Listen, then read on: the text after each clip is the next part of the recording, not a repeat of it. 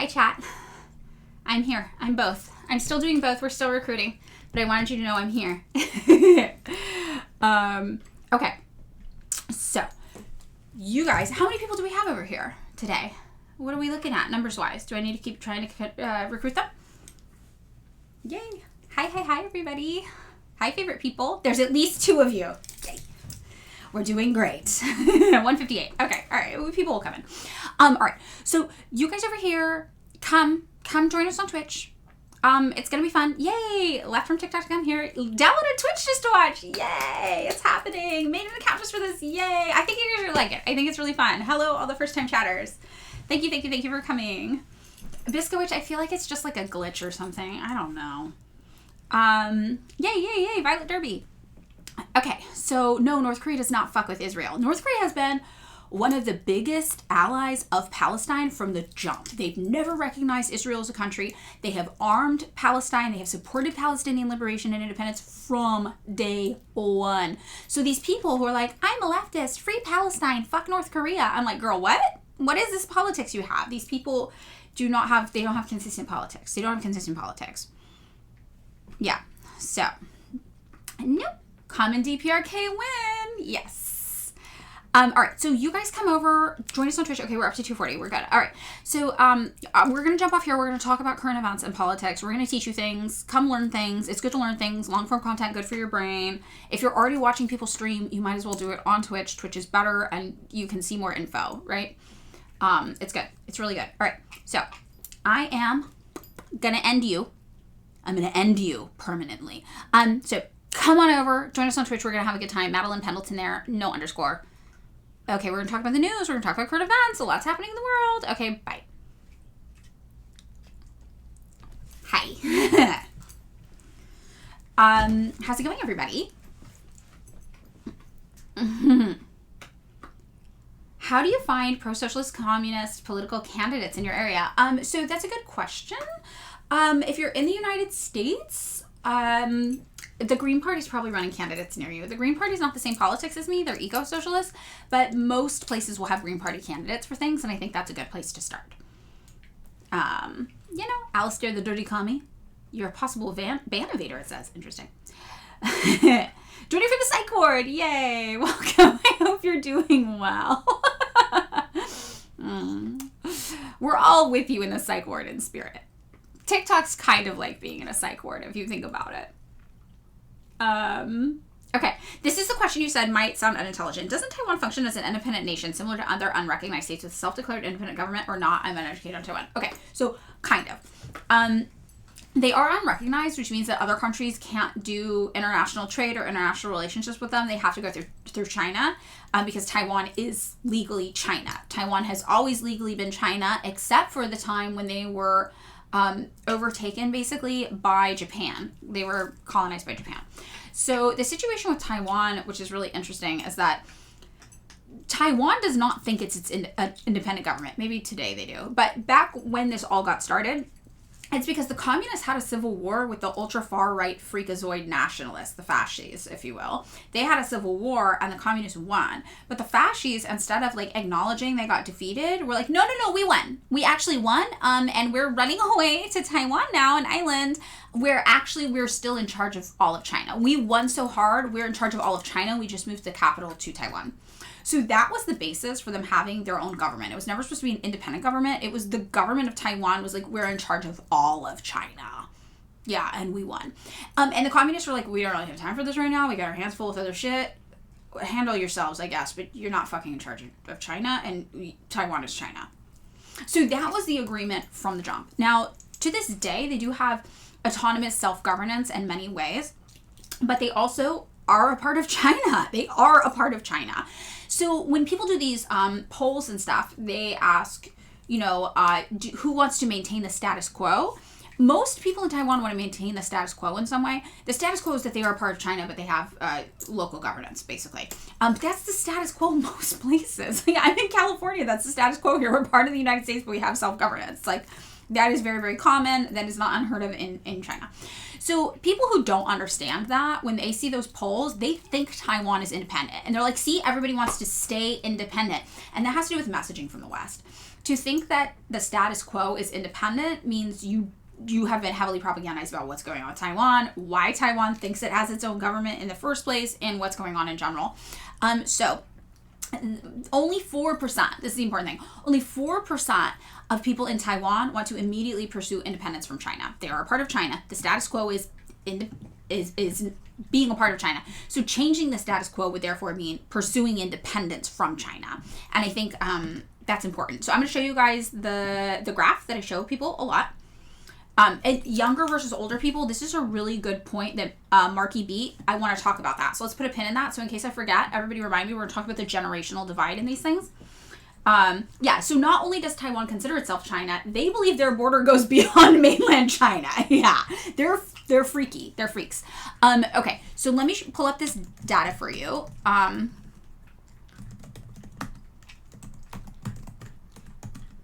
And then we're going to talk about the generational thing, because the generational thing is really important to understand when you are analyzing not just Taiwan and China, but any foreign policy. This is a really important thing for us to know about why generations often have different ideas of things, and there's 2 reasons. Okay, so here is the source.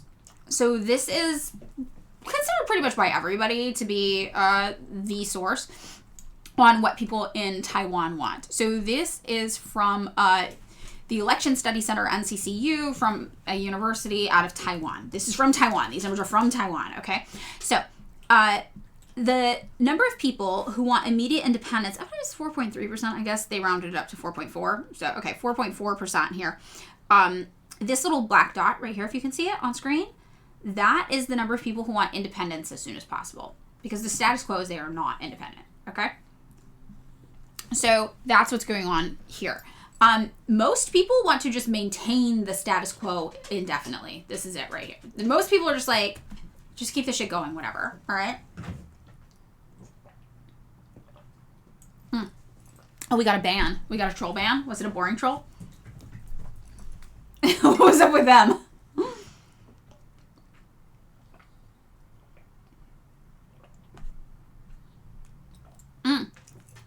I would have fought him. Like a fist fight? Do I get a weapon? Ukrainian bots. Okay, so why is there an option in the poll for reunification? Cercito, great question. That would mean basically not having their own kind of self-managing government like they do. Boring trolls. You know the trolls? Fork, come on. Fork. Fork wants to go back to bed again. Fork, come here right now. Fork, no.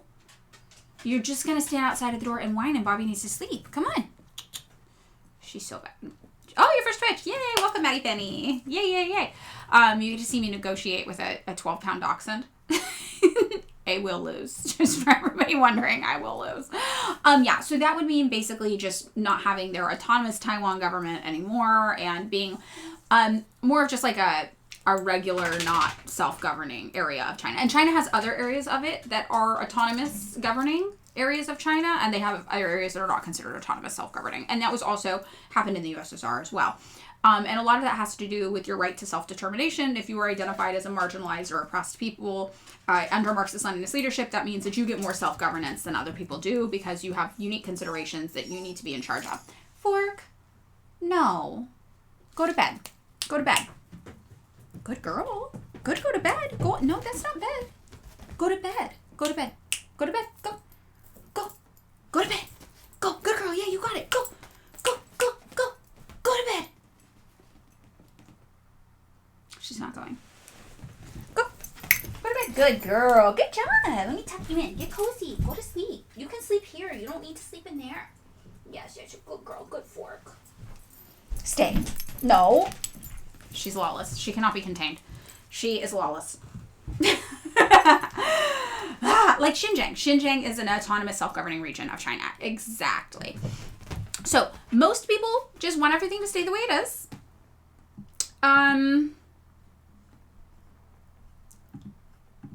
We got a new emote. The chairman is on a rampage. She's 10 seconds away from a purge. All right, so everybody mind your P's and Q's, or this dog will purge us. Okay, so Taiwan is arguing for independence, not who the ruling party of China is. Well, it depends on who you're talking to. There are some people in China who still want to be in charge, or in Taiwan who still want to be in charge of all of China. A lot of people in Taiwan who do want their own government, though, are just like, no, fuck it, it'll just be us, that kind of a thing. But I think the important thing is, like, most people just want shit to be chill. They want it to be the same way that it is. And the second highest is maintain status quo, decide at a later date. So when you add these numbers up, it's 59.8%. The majority of people in Taiwan want shit to stay how it is and either never change it or worry about it later. And that's the most popular thing that people want. 22% want to maintain the status quo, but then eventually maybe later become independent.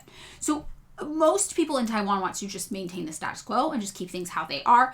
China also does not have a problem with just keeping things how they are.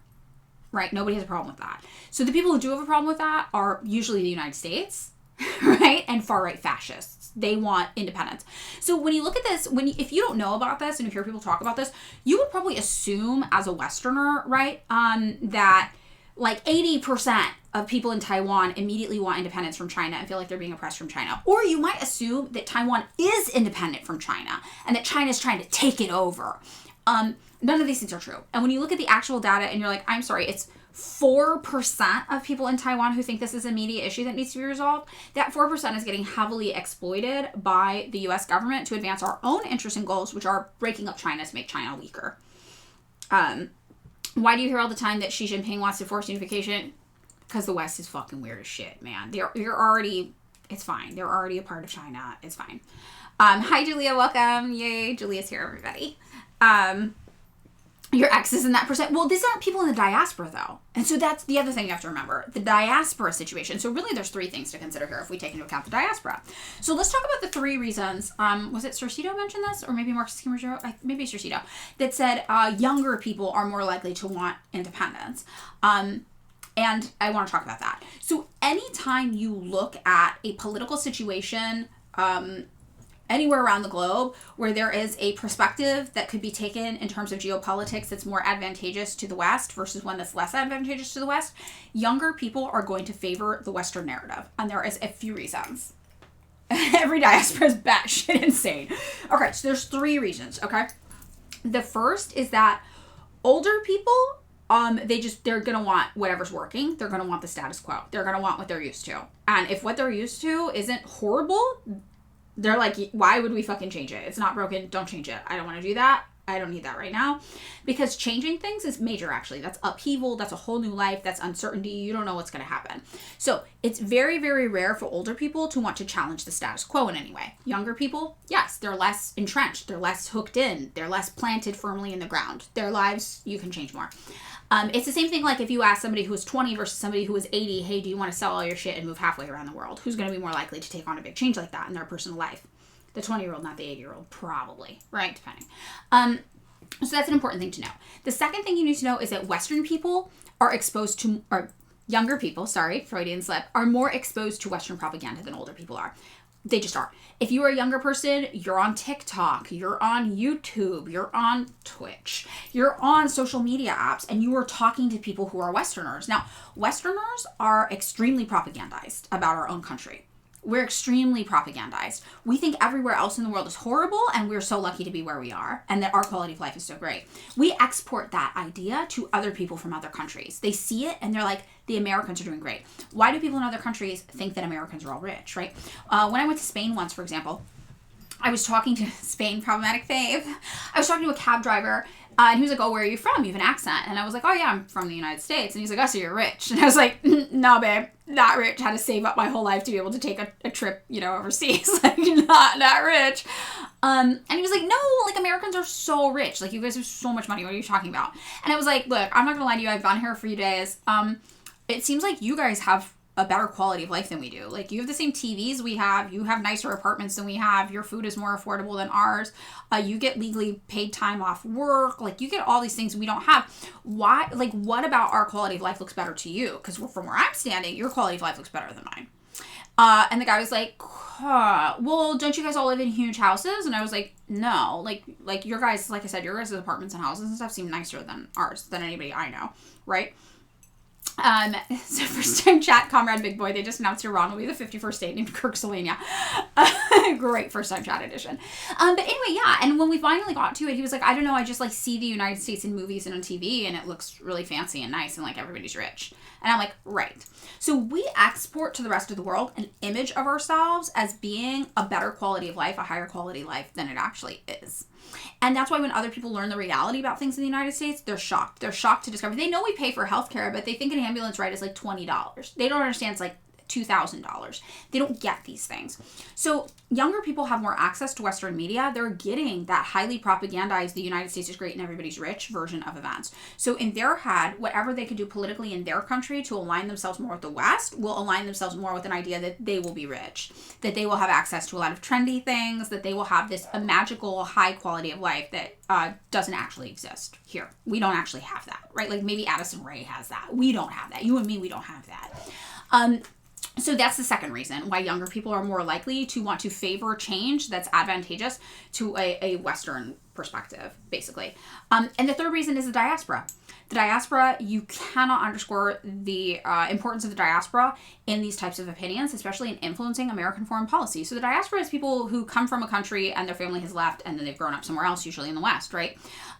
Well, because of that, they tend to be younger. Their parents usually left that country and now they're growing up in the West. So they have this very Americanized, Westernized idea of the world and how it works.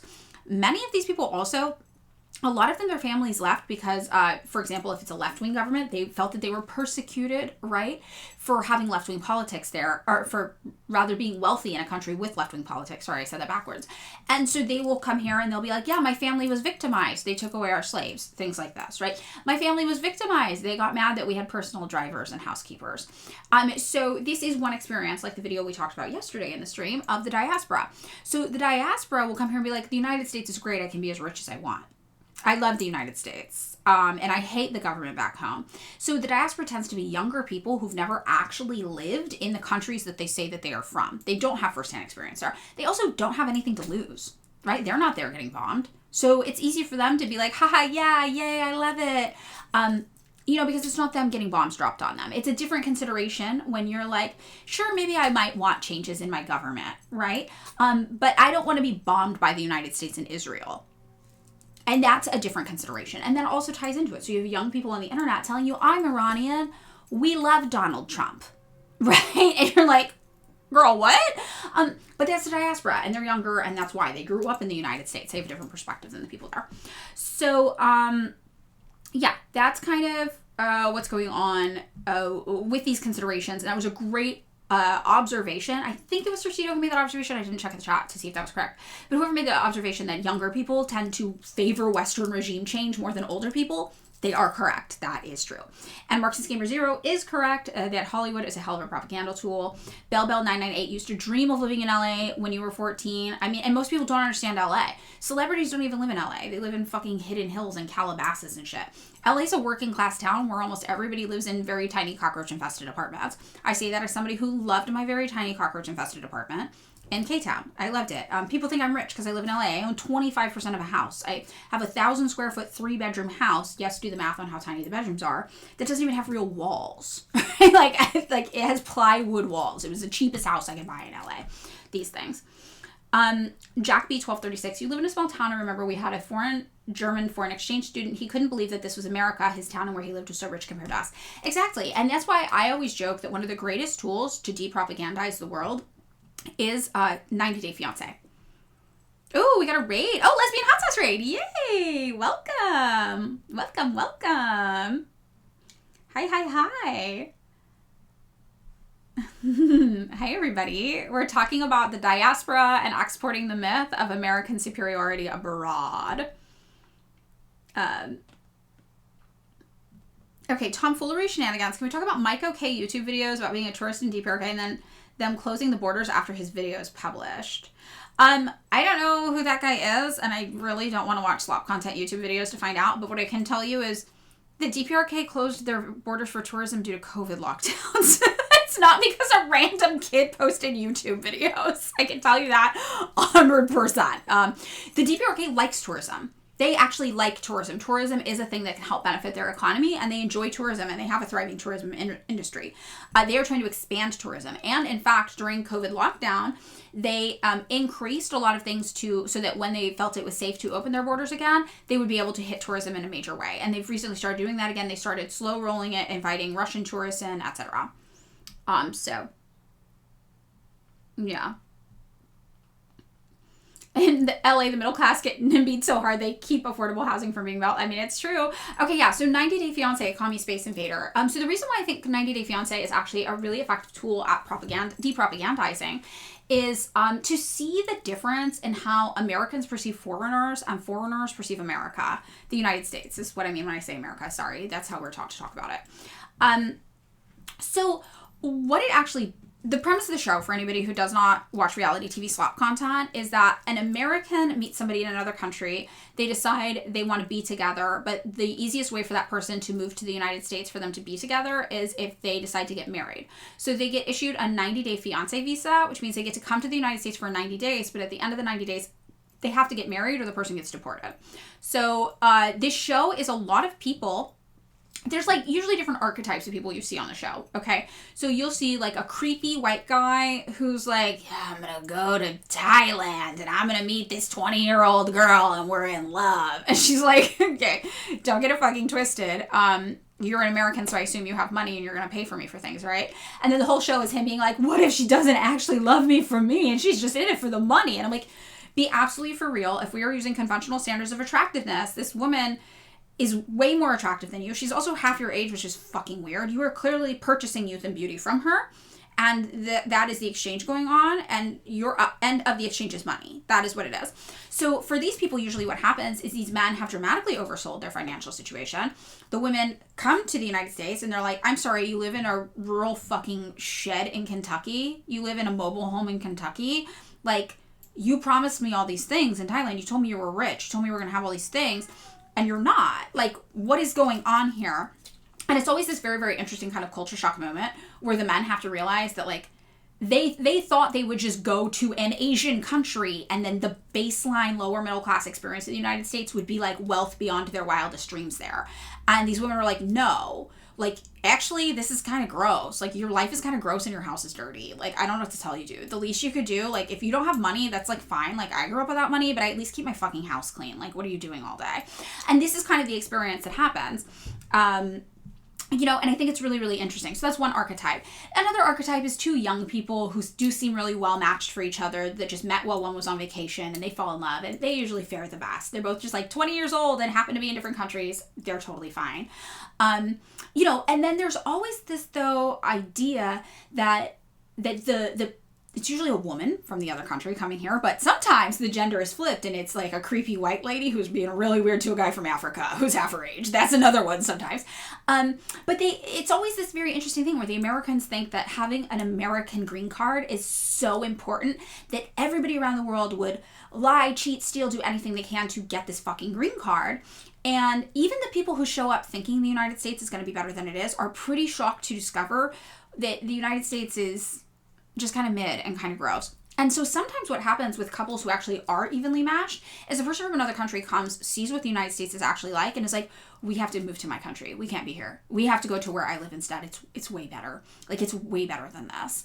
And that's always a really interesting thing to experience too. Like, you'll see people who are like, yeah, we got to move back to Brazil, dude. I don't know what the fuck's going on here. We got to go. This is horrible and I don't want to live here.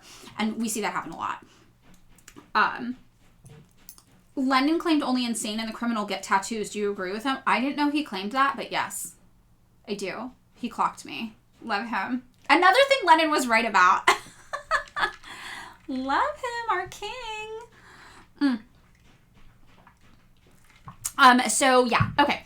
So this whole perception thing, though, we are exporting the idea of American American hegemony, American power, American wealth, American glory to the rest of the world. And yes, a lot of people when they come to the United States are like, oh, fuck this, I'm out, right? Or they're like, the only way to have an acceptable life in the United States is literally to move to one of like 3 major cities, and that's it, and even that's not that great. Yeah, I don't know, that's our little, I feel like we've done enough yap. Should we get into the news? should we get into the news? Let's get into the news, guys. Let's get into the news. All right.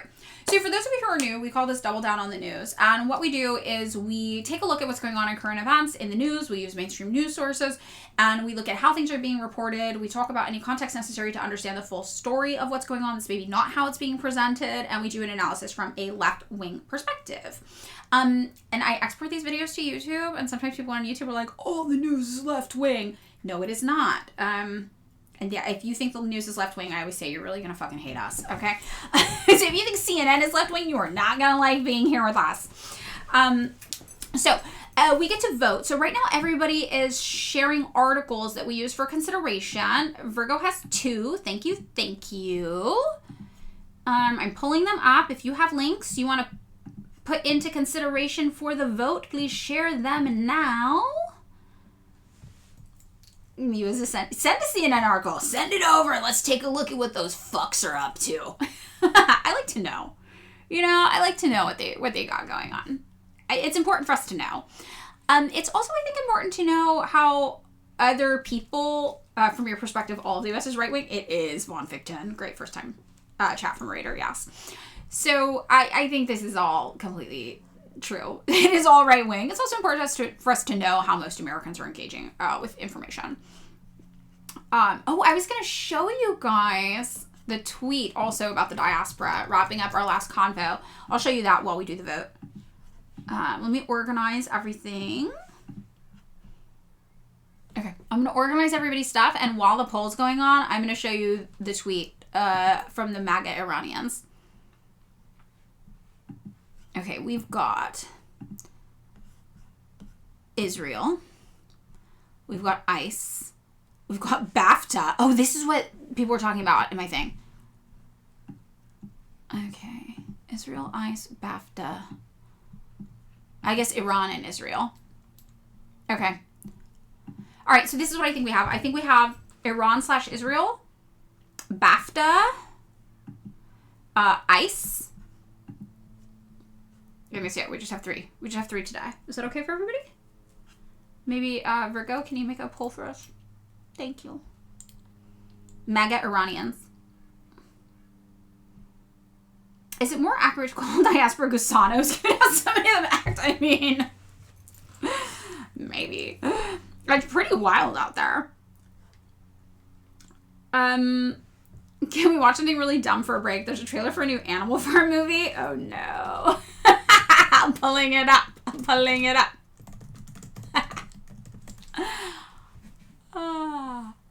Oh wow. People are like in TikTok. I've told you this, the enshittification includes the mental acuity of TikTok users. And they are like in my comment section now, like, socialism is bad.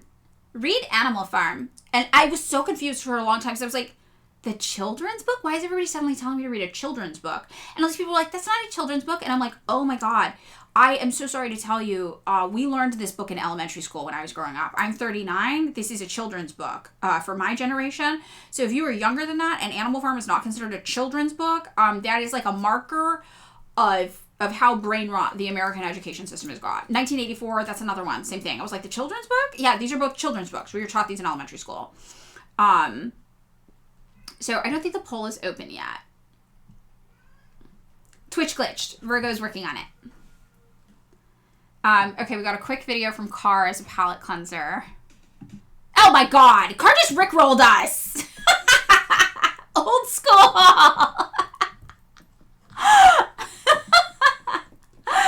Oh my God! Well played, Carr. Well played. Love that. Yeah, Orwell was a socialist, but of the compatible left variety. He was all up in that CIA version of socialism. Yeah, we got an actual rickroll. Chat, there is a poll. You just have to refresh it to see it. There is a poll. Refresh. Is everybody able to see it? Oh, I can't see it either.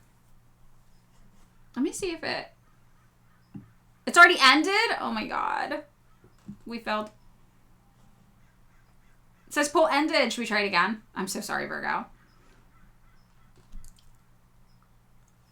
Orwell was a traitor. I mean, yeah, I think politically. I don't know about the actual specifics of it. I'm not familiar with that, but I just know he was on some fuck-ass CCF compatible left bullshit. In George Orwell's snitch list, he wrote anti-white next to Paul Robeson's name. That's so cool. I want that. Okay, here we go. Should we talk about the remix? It's up. It's there. Okay, so as a special treat, I am going to show you who the liberals are siding with and their fucking psychopathic, warmongering, bloodthirsty bullshit foreign policy agenda. Over on Twitter, this woman went viral.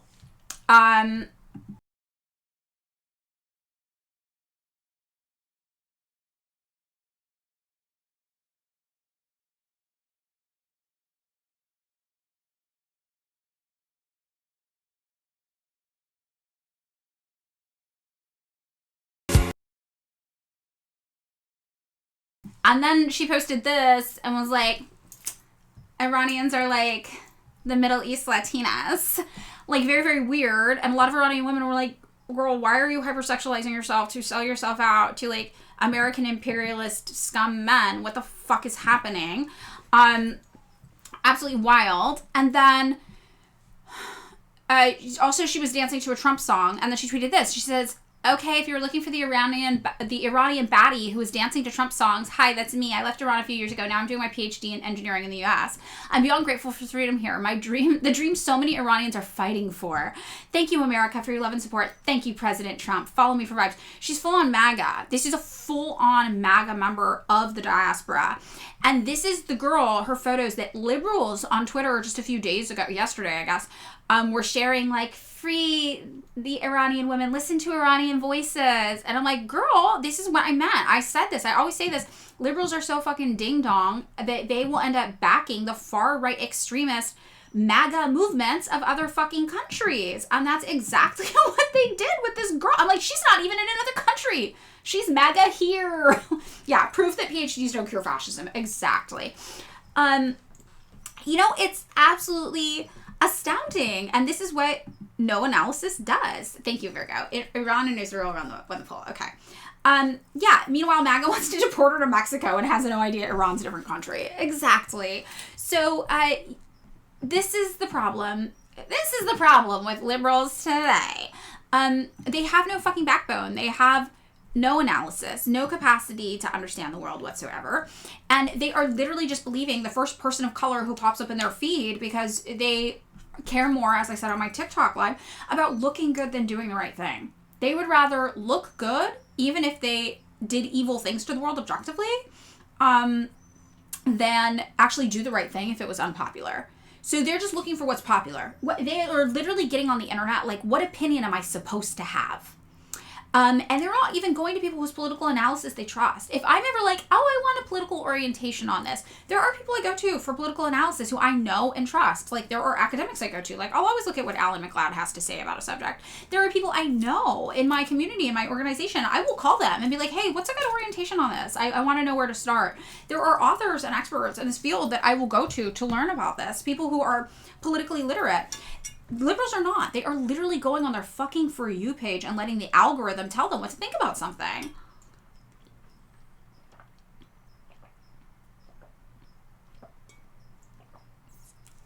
Yes, and this is what I saw. They infantilize people of color, especially black people, especially indigenous people, and make them a monolith to validate their biases. Exactly. And this is what they do. They do not care about what actually is right. And that is why they will end up falling for MAGA bullshit in other countries especially so often. They support MAGA movements of other countries. And they are just the cognitive disconnect, the cognitive dissonance in these people's minds. They are supporting Donald Trump's foreign policy agenda. And they refuse to acknowledge that's what they're doing, right? That's what they refuse to acknowledge.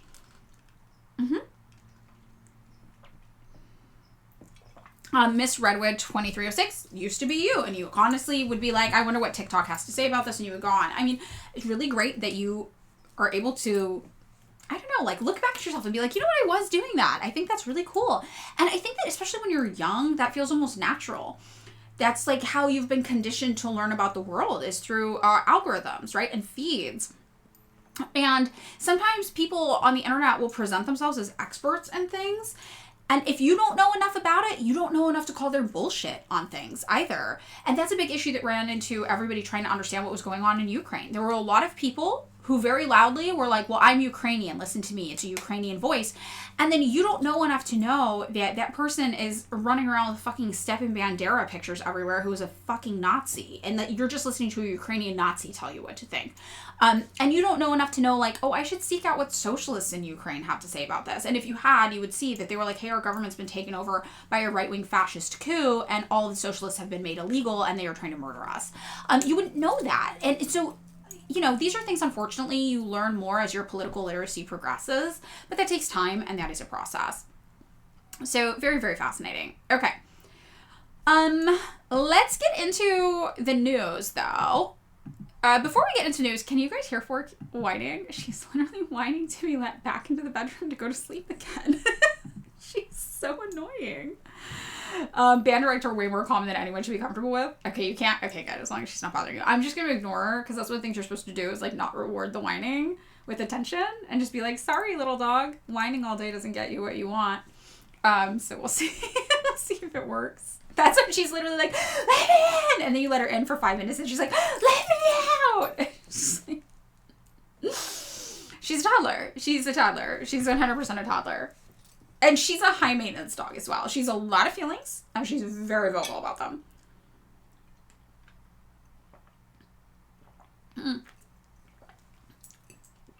Okay. So, open this door here. So the question is, do you guys want to watch the Palate Cleanser Animal Farm trailer now or towards the end? Up to you.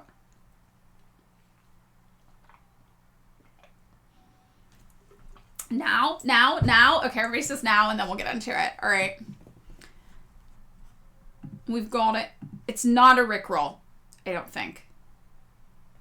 It could be a Rickroll. We're going in. We're going to see. We're putting all our faith in it.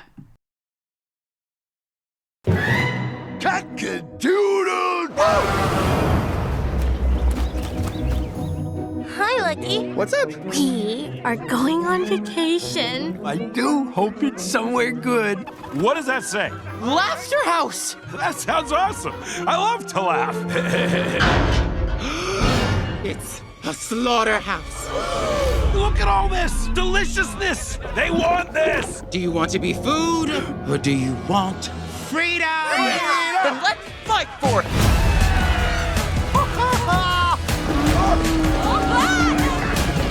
We're free. Whatever goes upon 2 legs is an enemy. 4 legs, good. 2 legs, bad. No animal shall wear clothes. Huff, what? We're show pigs. And all animals are equal. Animals running a farm?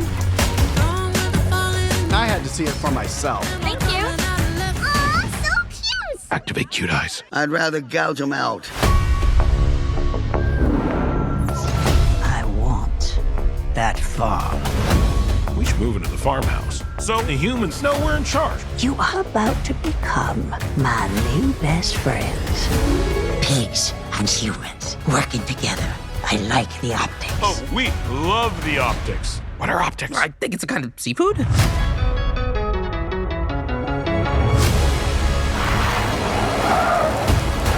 You're wearing clothes! Would you look at that? I am.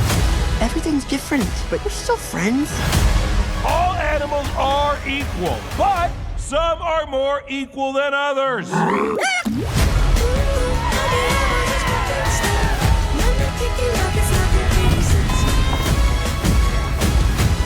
This is our home.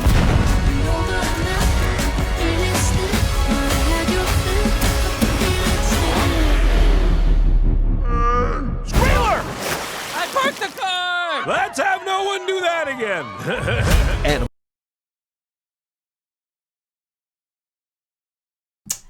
I'd watch it. Just kidding. Somebody in the chat said this is the movie George Orwell deserves. They are correct. Hegel's Big Dialecticals, it is indeed a bonding moment that we share together, and I appreciate you bringing this to us, so now we know that these exist. But I do love, this is a kind of like infantile, and it is childlike assessment of actually existing socialism that the average person has, right? They're indoctrinated into this from capitalism, and they're like, but the thing that happens in socialism is that eventually dictators take over. And that's just how it goes.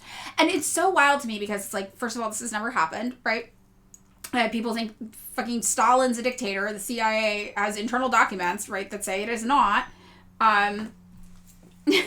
The CIA funded a 1950s version of this? No, I have not seen that, Malrich. I am terrified to look at it, but I probably will look at it sometime.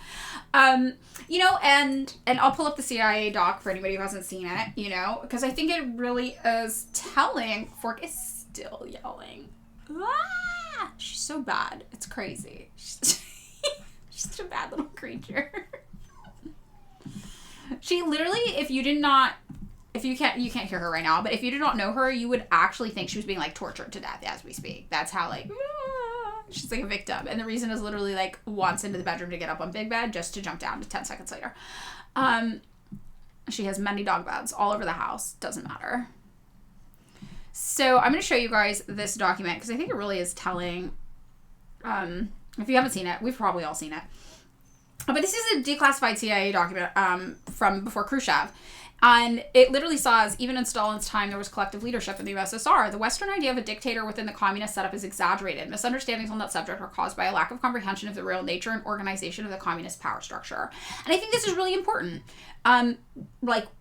We as Westerners do not understand, as people living under capitalism, do not understand this perspective. We do not actually understand the real nature and organization of the communist power structure. We are so locked in to what we think politics looks like, democracy looks like, that first of all, we can't even understand we don't have democracy at home. We don't understand that, like, we actually have no political power, and like our own institutions, our own capitalist college level institutions. Princeton University has done studies showing that the masses have no political power in the United States. That if the masses in the United States want something and the few wealthy rich on top don't, we're not getting it. They are getting their way. We have functionally zero democracy here in the United States. And even still, we think that what we have is the only form of democracy. It is the only functioning democracy.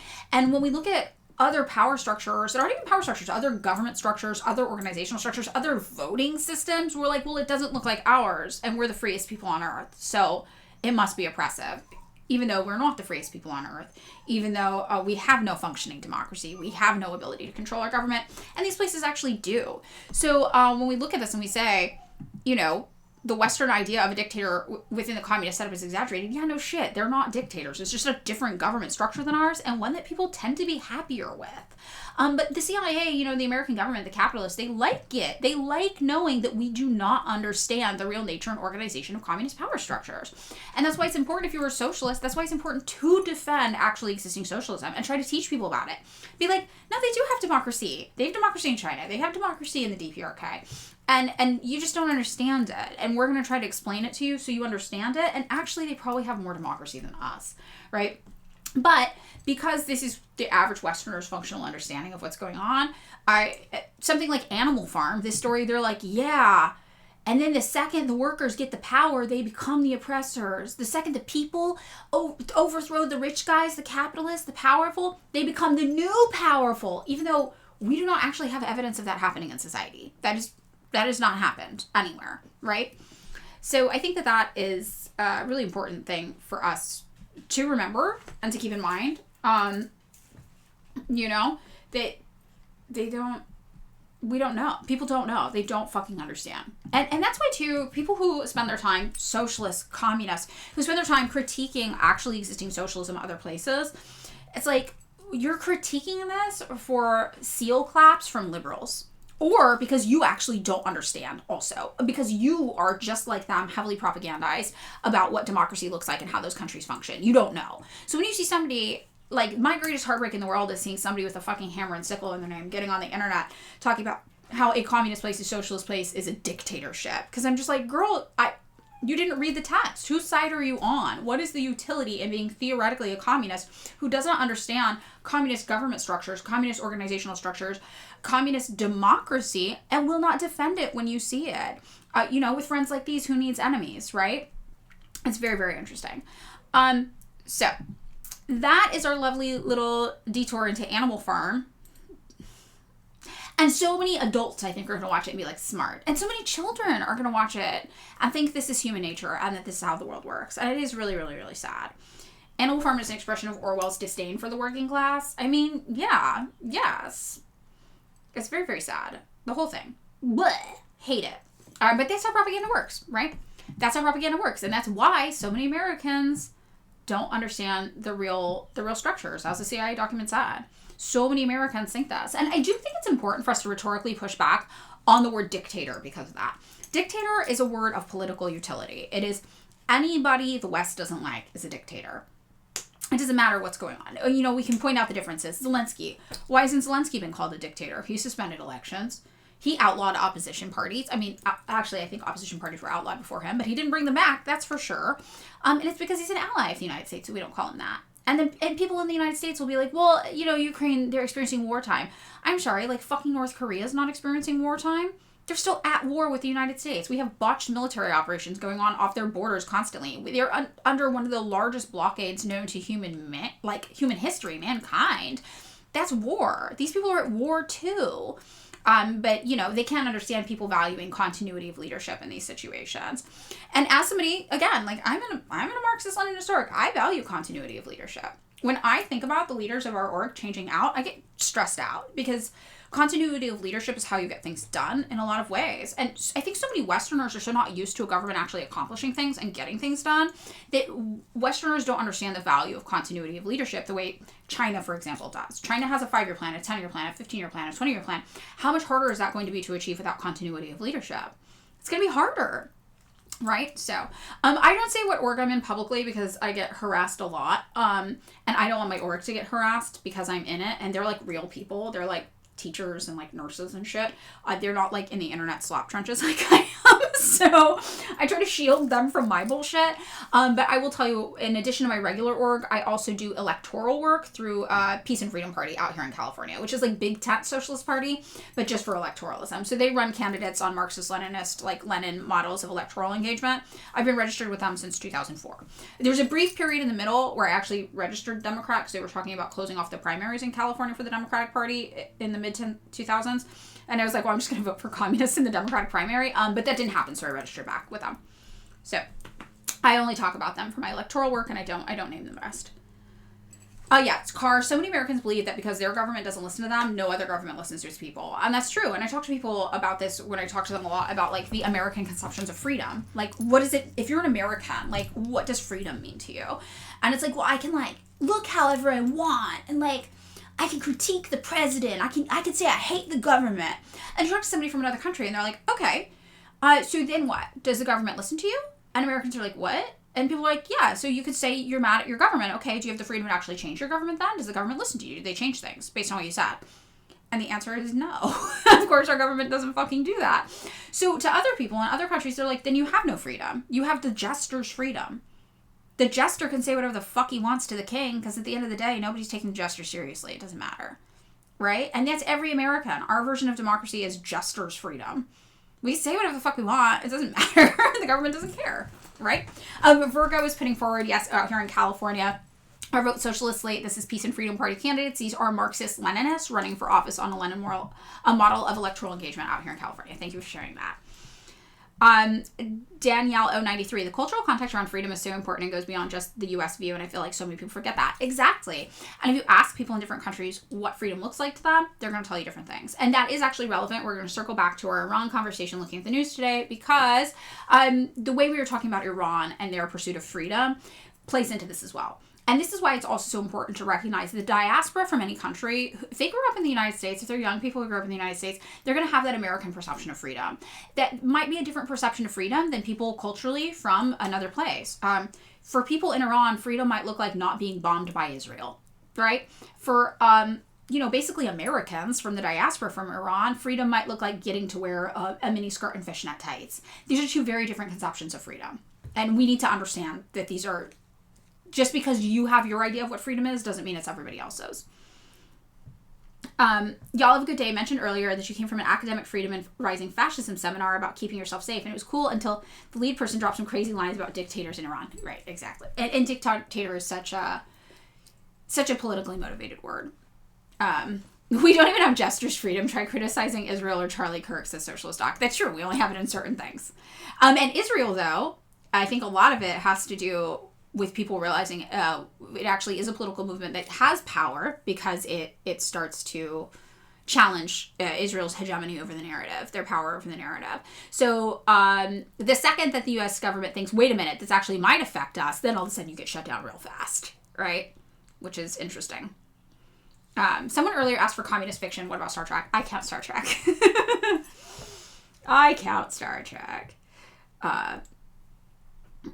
Okay, so let's get into the news with all of that in mind. Yay. Oh, Christy, Amazon, 3-stream streak. Oh, yay. Okay, so we have a few stories. I'm going to save the Black Agenda report for kind of the middle to end because that is a left-wing political thing, and I want to get hit with the mainstream stories first and then go into an actually left-wing analysis. This thing, Marxist Game Zero, that you're talking about, my partner has a friend who's really into this. All right, let's get into the news. So we have a few articles pulled up to talk about Iran today. The Iranian exile group that played Washington for this moment, the MEK, spent heavily over decades enlisting American politicians to its cause. Now they are paying the group back by promoting its vision for a secular Iran. No one in Washington has prepared for this day as long as the Mujahideen-e-Khalq, an organization of Iranian exiles who have been fighting for decades to turn their homeland into a democracy. Again, they do have democracy in Iran. It might not be the democracy you like, whatever. It might not be what Americans think of democracy. They do have democracy, though. While supporters of Reza Pahlavi, the son of the deposed Shah, who hopes to return to Iran as its next leader, have assembled a broad network of enthusiastic exiles, the MEK has focused on an inside game in Western capitals. And this is important. Reza Pahlavi, we talked about this yesterday, the deposed Shah, he's part of the Shah system. Originally, the Shah system going back have served as puppet dictators for Western interests. And he is the one that that the United States and Israel are trying to put back in charge over in Iran again. And I say back in charge, it's not him directly, he's not old enough for that. But his family lineage had been in charge and they had run Iran basically as a puppet government for the West. So it recruited some of the most prominent figures in American politics, including former House Speaker Newt Gingrich, this is from my era, and former Democratic National Committee Chair Howard Dean, initially with the goal of setting the State Department to shed the MEK's longstanding designation as a terrorist group. Now the MEK, which has been accused by critics of operating like a cult, sees an opening it never had before. After this week's killing of Iranian Supreme Leader Ayatollah Ali Khamenei by Israel and U.S. airstrikes, France-based MEK leader Mariam Rajavi, I always do everything with Spanish. Right? Rajavi. I think Rajavi. I'm going to say that. Announced the formation of a secular provisional government.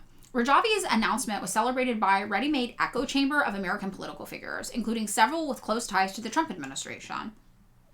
Former Secretary of State Mike Pompeo declared that Iran's democratic opposition is ready to step up and lead. Former New York City Mayor Rudy Giuliani spent the weekend attacking Pahlavi, a longtime MEK rival, as destabilizing and a formula for disaster. So this is really, really interesting. So MEK is now... France-based MEK leader announced the formation of a secular provisional government.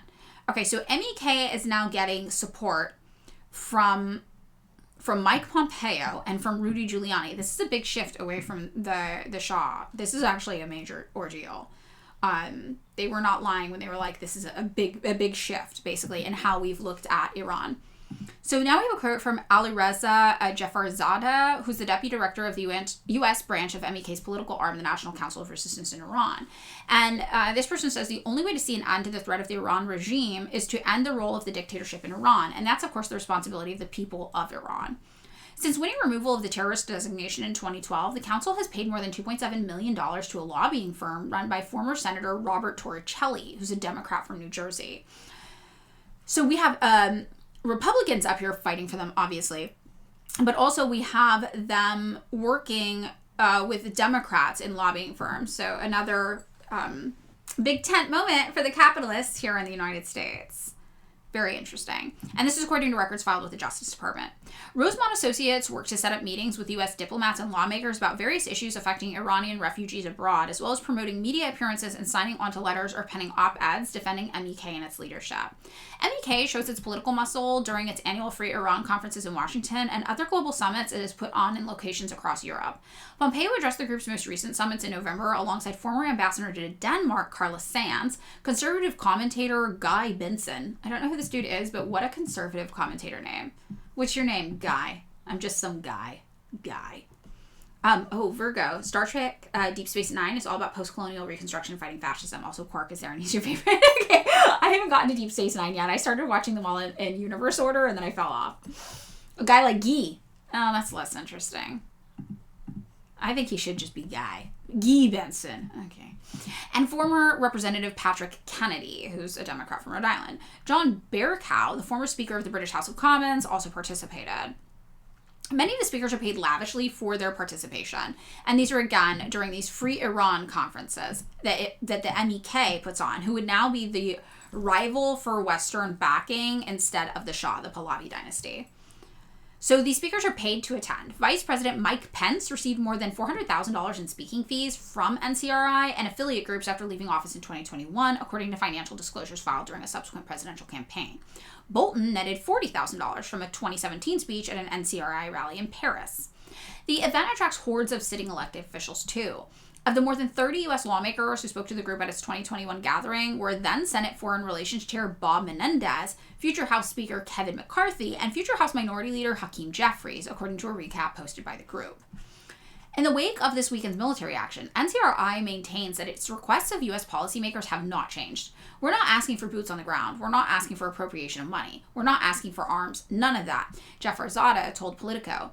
Don't give concessions to the Iranian regime. Hold them accountable for their crimes and terrorism and recognize the right of the people of Iran to overthrow this regime, he said. Recognize the right of these resistance units, those forces on the ground who've been fighting the regime. Recognize the right to confront the Revolutionary Guards, to fight them and to end the regime. That's all that is really needed and asked for. So just regime change. They're just like, we want regime change. But the Shah wants regime change too. So obviously these people want a different form of regime change than the Shah. Otherwise, they would have some sort of alliance with the Shah. And we see that they are actually in conflict over who they're trying to influence. Right? Yes, Chinese Messenger, we're doing Iran again today. Few American politicians have attached themselves to the MEK cause as assiduously as Giuliani.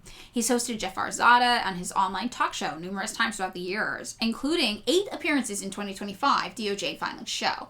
His media presence has only increased in recent days, including Fox News and Newsmax appearances, very, very conservative again, to ensure that those who are decision makers, they have all the facts. Giuliani acknowledged having been paid for speeches by MEK in the past, but said he is not currently being paid by the group. No, I do not represent them as a foreign agent, Giuliani told Politico. I represent them publicly exercising my First Amendment rights. He characterized MEK's goals as a cause he supports due to his belief that the group has the best plan to establish an interim Iranian government following Khamenei's death.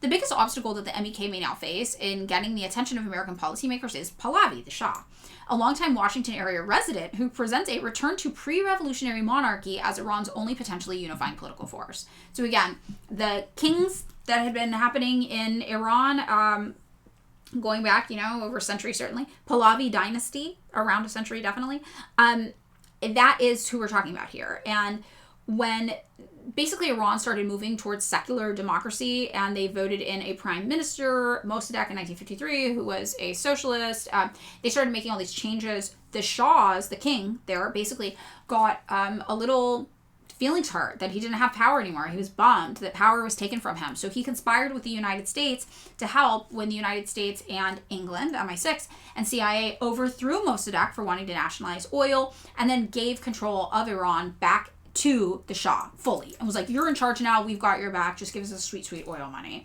And that is when the Iranian people basically saw the Pahlavi dynasty as operating as a tool of Western power, a puppet government of Western power. And in 1979, the Iranian people rose up, staged a revolution, overthrew the Pahlavi dynasty that they saw as being an extension of the United States power in their country, which they were right to say. And that's famously when they stormed the U.S. embassy there and we got the Iranian hostage crisis that occurred.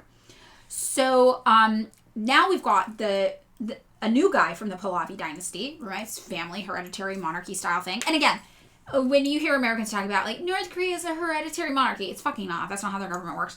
But even if it was, we're literally trying to reinstall a hereditary monarchy in Iran. Like, there's no political consistency here, right?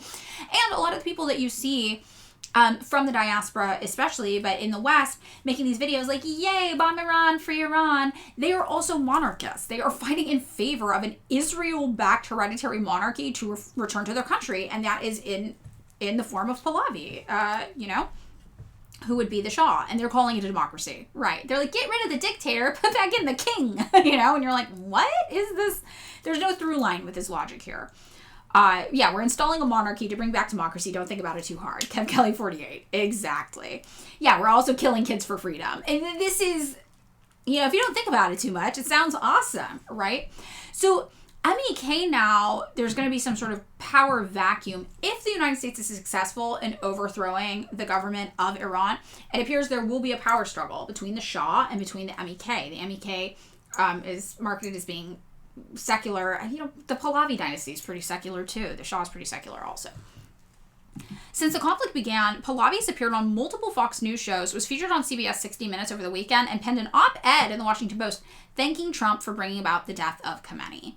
And again, if Khamenei was really a dictatorship, killing him would have been the end of it, right? Dictator down. Okay, we're done. Everybody hated him. There's no government around him. Dictator down. That's it. The country's free.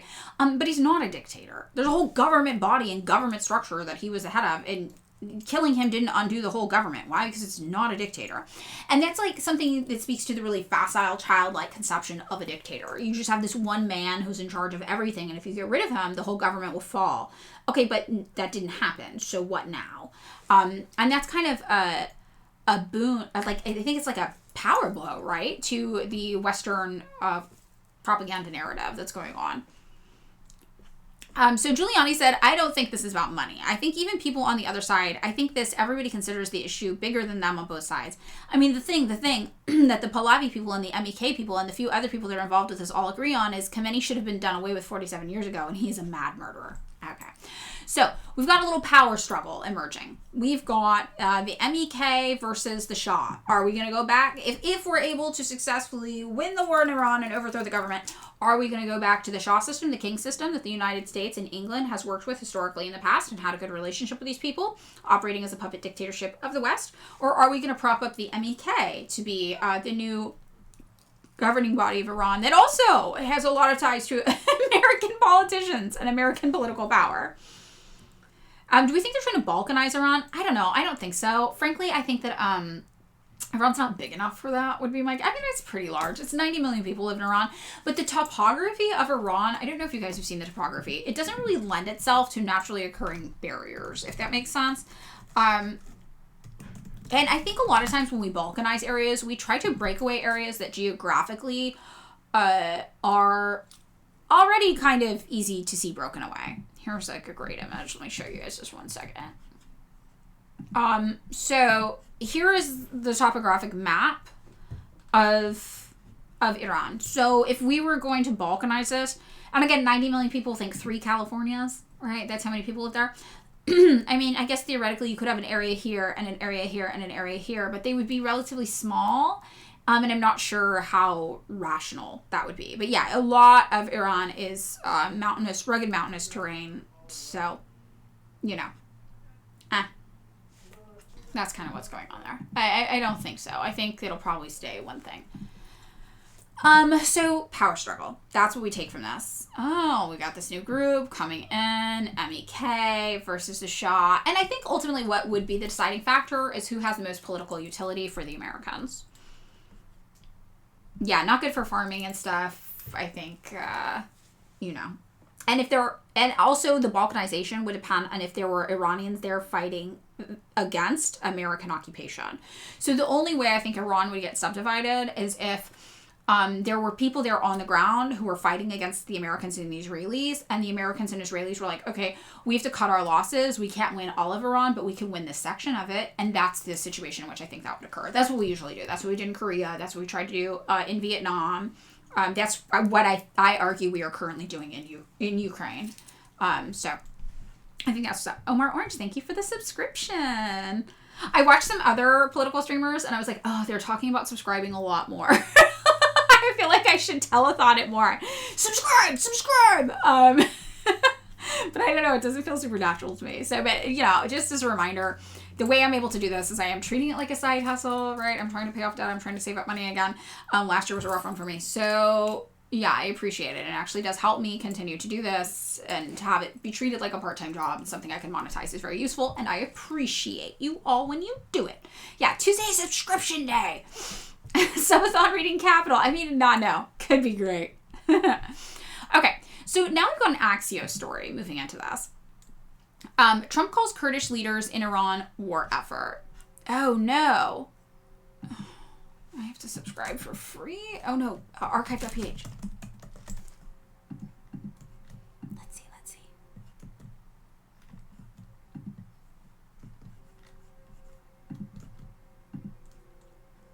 Hold please. We're seeing if it loads. 100 subs. We opened the bedroom door for Fork. She's already quiet now, though. It worked. She got mad. She gave up. I love that the key is you just have to break her heart a little. You just have to wear her down. Be like, I'm not listening. La la la la la. Okay. So we did get it. So here is the Axios article. It's Juche Day on Leaping Larry every Tuesday. Oh, okay, good. All right, cool. Maybe we can do another raid of Larry. Bid war to open the door for Fork. Okay, this is smart. See, I don't think about monetization like this. This isn't what I do. All right. So, this is about Kurdish leaders in Iran war effort. So, President Trump spoke by phone with Kurdish leaders in Iraq on Sunday to discuss the U.S.-Israel war with Iran and what might come next. 3 sources with knowledge of the calls told Axios. It's Tanky Tuesday. It is Tanky Tuesday. Gotta stretch. It actually felt good. That just cracked my back a little. That was good. I needed that. Oof, oof, oof. Okay. Posture choke. I'm doing it. So let's get into this story. Zoom. Why it matters. They give you a little summary. Okay, why it matters. The Kurds have thousands of soldiers along the Iran-Iraq border and control strategic areas that could be significant as the war develops. Iraq's Kurds also have close ties to Iran's Kurdish minority. Nuki November is gonna go hard. Also, I was like, I guess I could make it so that you have to be a subscriber to watch my VODs. But I also right now just export them for free to YouTube. So maybe if I get YouTube able to be monetized, then it's like, okay, you have to be monetized in some capacity to watch the VODs, but you can still watch the live streams as they happen for free. That might be something that makes sense. I don't know. Either you watch ads on YouTube or you pay to subscribe here or something. Accessibility is better, right? Okay, that's what I thought. I don't know. Oh, gifted subs. Oh my god, thank you. Yeah, because I do care about people being able to access the info and learn it if they want for free, too. Okay, I like it. All right, good to know, everybody. I'm thinking. I don't know how money works. I wrote a book on not knowing how money works. Actually, rather famously. No. Thank you, Omar. Thank you. That's pretty good Chinese. Mustard, I appreciate that. Yeah. I think that's good. And that's true. This is, the Amazon app, so I get it. All right. We've got thousands of Kurdish soldiers on the Iran-Iraq border, and they control strategic areas that could be significant as the war develops. Iraq's Kurds also have close ties to Iran's Kurdish minority. Trump spoke to leaders from the 2 main Kurdish factions in Iraq, Masoud Barzani and Baf el-Talabani, a day after the Saturday bombing campaign began, 2 sources said. A source with knowledge of the call since they were sensitive and declined to give details on their content. You're not yet too late, boot it. Snip. We're on the second article, though. We're doing Iraq and Iran. The calls were the culmination of months of behind-the-scenes lobbying by Israeli Prime Minister Benjamin Netanyahu, another source said. Israel has close security military intelligence ties with the Kurds in Syria, Iraq, and Iran for decades. It's a general view, and certainly Netanyahu's view, that the Kurds are going to come out of the woodwork, that they're going to rise up, one official said. Okay, well, Virgo, we'll miss you. Thank you for being here, though. Netanyahu has been relentless in urging strikes on and regime change in Iran, first advocated for the Kurds in a White House meeting with Trump. When he first came over and sat with Trump for hours, you would have thought Netanyahu had it all figured out. the official said. He had the successor planned out. He had the Kurds all figured out. 2 sets of Kurdish groups here and there. This many people are going to rise up, one official said. As specifically about Trump's calls with the Kurds, White House Press Secretary Caroline Leavitt declined to discuss specifics. President Trump has been in contact with many allies and partners in the region throughout the past several days. But, like, what is the rise up, right? So they're going to rise up in favor of Israel and the United States, is the guess about what's going to occur. The Kurds were already betrayed once by the U.S. If they go for it again, they'll win Lifetime Fell for It Again awards, right? Bye, Virgo. Thank you.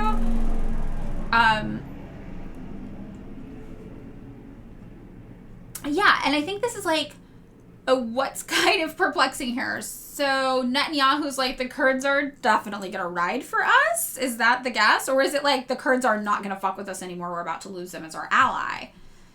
And then people aren't really saying the specifics of what. So let's see if we get more info on this. On Sunday, the Kurdistan Freedom Party, a Kurdish-Iranian opposition group based in the Kurdistan region of Iraq, accused Iran of punishing campaign of missiles and drone strikes. So that seemed more Western allied. 6 days before the war began, 5 dissident Kurdish groups sheltering in Iraq announced the formation of the Coalition of Political Forces of Iranian Kurdistan to fight Iran. Okay, so they're on the side of the United States and Israel then. The Kurds are the largest ethnic minority in Iraq and one of the largest in Iran, and are often described as the largest ethnic group in the world without their own country. Their ancestral lands span southeastern Turkey, northern Syria, northern Iraq, and northwestern Iran. Kurds govern an autonomous region of northern Iraq that was made possible by the 2003 U.S. invasion that toppled dictator Saddam Hussein. Kurdish fighters, calling Peshmerga, which means those who face death, have decades of combat experience from fighting in Iraq and against ISIS in Syria. So they're going to basically come in clutch to help be the ground forces. So remember that topographical map I showed you of the mountains? I think that the United States is like, that strategically will be hard for us to do any sort of ground invasion in. Donald Trump has said he's not opposed to boots on the ground, but if you look at that map, I'm going to pull it up again, you'll see that there's only one real easy area for ground invasion. They would have to be like basically dropped from the sky, probably into highly mountainous terrain. It might present a topographical challenge, is my guess, for American forces. However, let's take a look at this again really fast. We're war guys now. We're your uncle. We're war strategist uncle. That's what's going on here. So here is what we're looking at. I mean, look, this is the path for ground entry into Iran, right? Otherwise, you're going to have to be dropped from the sky, which is probably what would happen. This is a very perilous territory to be dropped in. This is so far out in the open that it presents the opportunity to be literally struck down by missiles, right? So a ground invasion is not desirable for us. It doesn't mean we wouldn't do it, but it means it's not desirable. However, having basically people on the ground, we gotta drop some poor teenagers from the Midwest, right, into Iran from the sky to pull this off for us. That was really fucking deranged country we have here. But what I actually want to show too is the line of the Iraq and Iran border. So this is relevant. No, don't save it. Open it. Okay. So here's the map. So this is Iran. This is Iran. This is the border of Iraq. So this is probably the region they're talking about that's like Kurd controlled here.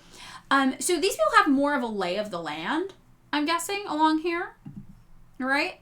And they do have to deal with this mountainous terrain, but they also have this kind of inlet area. They probably would have the better chance of being the ground forces, is my guess, because of the unusual topography and because it's an area of land they're familiar with. Right, so if we got to send guys on the ground, it would be more beneficial for it to be the Kurds because this terrain is tricky and it's an area they're familiar with and they're right along the border of that mountain region. So that's probably why it's important to us if I had to guess, right? That's just a guess. That's my guess of why we need them, basically. So let's see, where do we have here? So then when we say here, the Kurdish fighters called Peshmerga, those who face death, have decades of combat experience from fighting in Iraq and against ISIS in Syria. You know, this is where this would come in handy. So a group of battle-hardened, boots-on-the-ground fighters would add a crucial warfighting dimension to the U.S.-Israeli bombing campaign that began Saturday. And the United States is really good at dropping bombs from the sky. we're not so good at boots on the ground stuff. That is where we tend to lag. It tends to drag on. We go up against guerrilla warfare. We get really fucked over. So these would kind of be our clutch dudes to come in and help and be our ground, basically, warfare division, most likely. In the 2001 Afghanistan War, the U.S. similarly used heavy air support to cover the maneuvers of ethnic minority fighters on the ground to help topple the Taliban regime. Yes, this is what we do. The Kurds have a hostile relationship with Turkey, a U.S. and NATO ally, which could be a complication. The president is talking to everyone. He's talking to the Kurdish leaders. He's talked to Turkish President Recep Tayyip Erdogan, the source said. The announcement last week of the coalition of political forces of Iranian Kurdistan also led to tensions with an exile group led by former Crown Prince of Iran, Reza Pahlavi. Right, there's the Pahlavi dynasty, the Shah. While U.S. policymakers believe Netanyahu might have overestimated the number of Kurds who might take up arms against Iran, it's not nothing, the official said. What their role would be in either the war or post-war Iran is above my pay grade, the official said. So I think this is really interesting. Now, the thing about Turkey playing into all of this is super fascinating as well. So Turkey, I'm pulling up some info. Basically, Turkey right now is allied with Israel and the United States in another conflict, which is Azerbaijan against Armenia. So if you listen to our podcast episodes about Azerbaijan and Armenia, they are currently still, they've been in a conflict over a disputed area of land. And Turkey, the United States, and Israel are all backing Azerbaijan. So when we talk about how the United States is an ally of Turkey, Israel is an ally of Turkey, and the Kurds have a hostile relationship with Turkey, that's not a relationship we'd be willing to compromise right now. We need Turkey and our Azerbaijan bullshit we have going on, which I think is super interesting. She doesn't love you. There's first time chat. There's also been moments when the Kurdish fighters in Syria have been sold out by the Western allies. Exactly. Somebody mentioned that earlier too. Yeah, political capital. I mean, I feel like that's probably why this article ended with them saying Netanyahu probably overestimated the number of Kurdish people who would want to work with the West again. But there's still some who might be interested, which is very, very interesting. So, you know, thank you, Comrade Thakin. We got a whole ass mess of brewing. We're brewing a whole ass fucking mess. And I think that, look, I think that the United States and Israel knows that a ground invasion would not be desirable for us given that territory.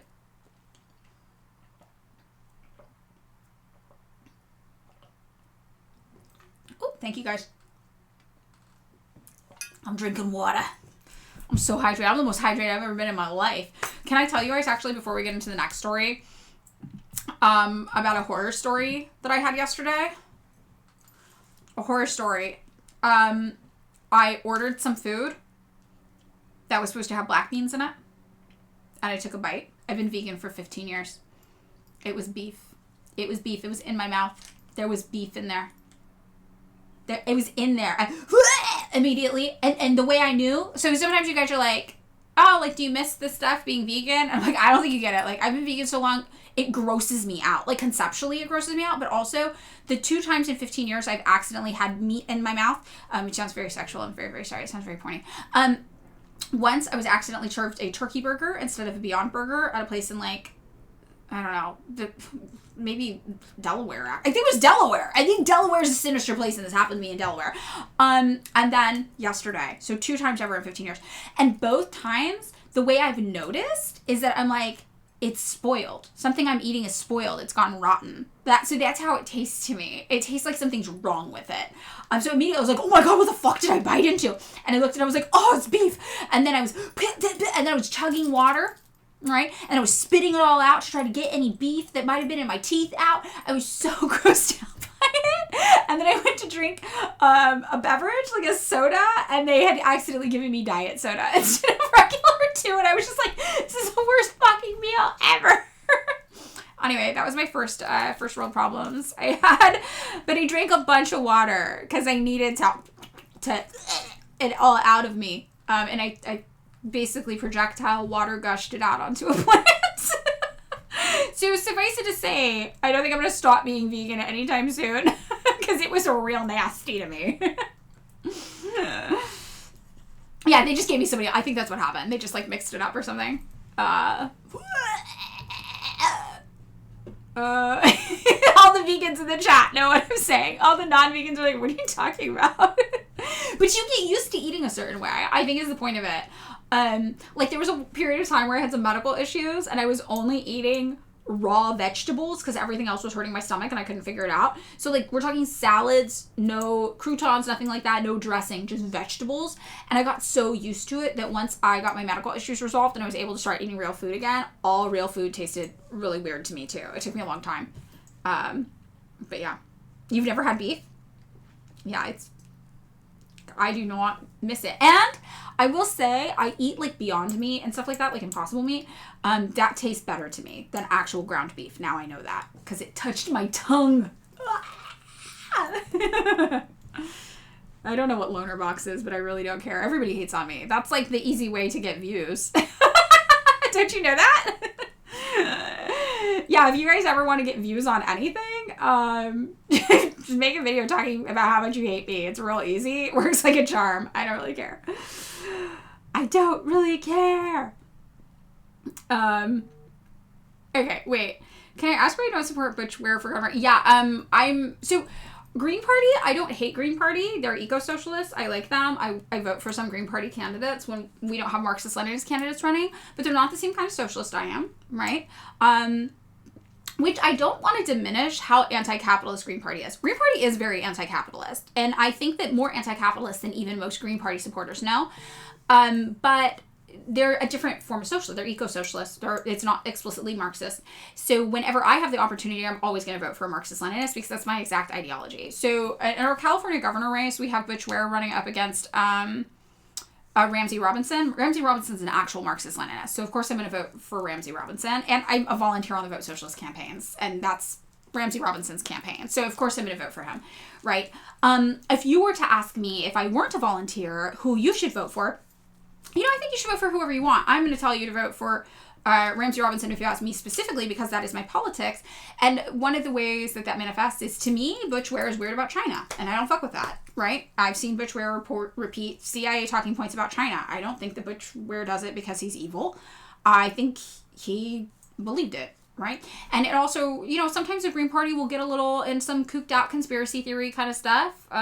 Jill Stein. You guys know I ride for Jill Stein. I think she's a very, very misrepresented woman. I think she does good work. I think she's a fighter. I think she's an activist. I voted for Claudia de la Cruz, not Jill Stein, because Claudia de la Cruz is my exact politics and Jill Stein wasn't. But I will ride for Jill Stein. Jill Stein also has some kooky shit about 5G in the past. You know what I mean? Green Party kind of gets on that. It's what my friend Lizzie would call health freak. This is like a project she has that she does. They get a little weird with some stuff sometimes. It's not for me. And I do think if they had a Marxist-Leninist analysis, they wouldn't fall into these traps. But when you're looking at them compared to the Democratic Party, you're like, okay, one sometimes falls for conspiracy theories once in a while that aren't true. The other murders children. So it's not really, I don't think dunking on Green Party has that much political utility to me, and I don't like to do that. I don't like to dunk on the Green Party for that reason. I'm like, there's no political utility in it for me. The Jill Steingate people still bring up on TikTok, where is she? And yeah, it's always from the same people who hate me and think I'm a racist landlord. And the reality is, like, Jill Stein has been an activist for as long as I have had consciousness. I remember this woman fighting against coal companies, on the ground, I think in the early 2000s, maybe even as early as the late 90s. She's been publishing papers. She's been trying to get legislation changed. Like, that woman's an activist. She is. And she's not the same kind of socialist as me, right? But some Marxist-Leninists do vote green because that's what they have, and I would never advise you against voting green. I can just tell you, out here in California, where we do have Marxist-Leninist candidates, I'm always going to vote for the explicitly Marxist-Leninist candidate because that matches my politics exactly. And for me, the way I see that manifest is sometimes I see, for example, which we're talking about China, and I'm like, that's fucking weird. You're being weird about China, man. I don't like that, right? So that's it. You cannot say Jill Stein is not doing shit. Exactly.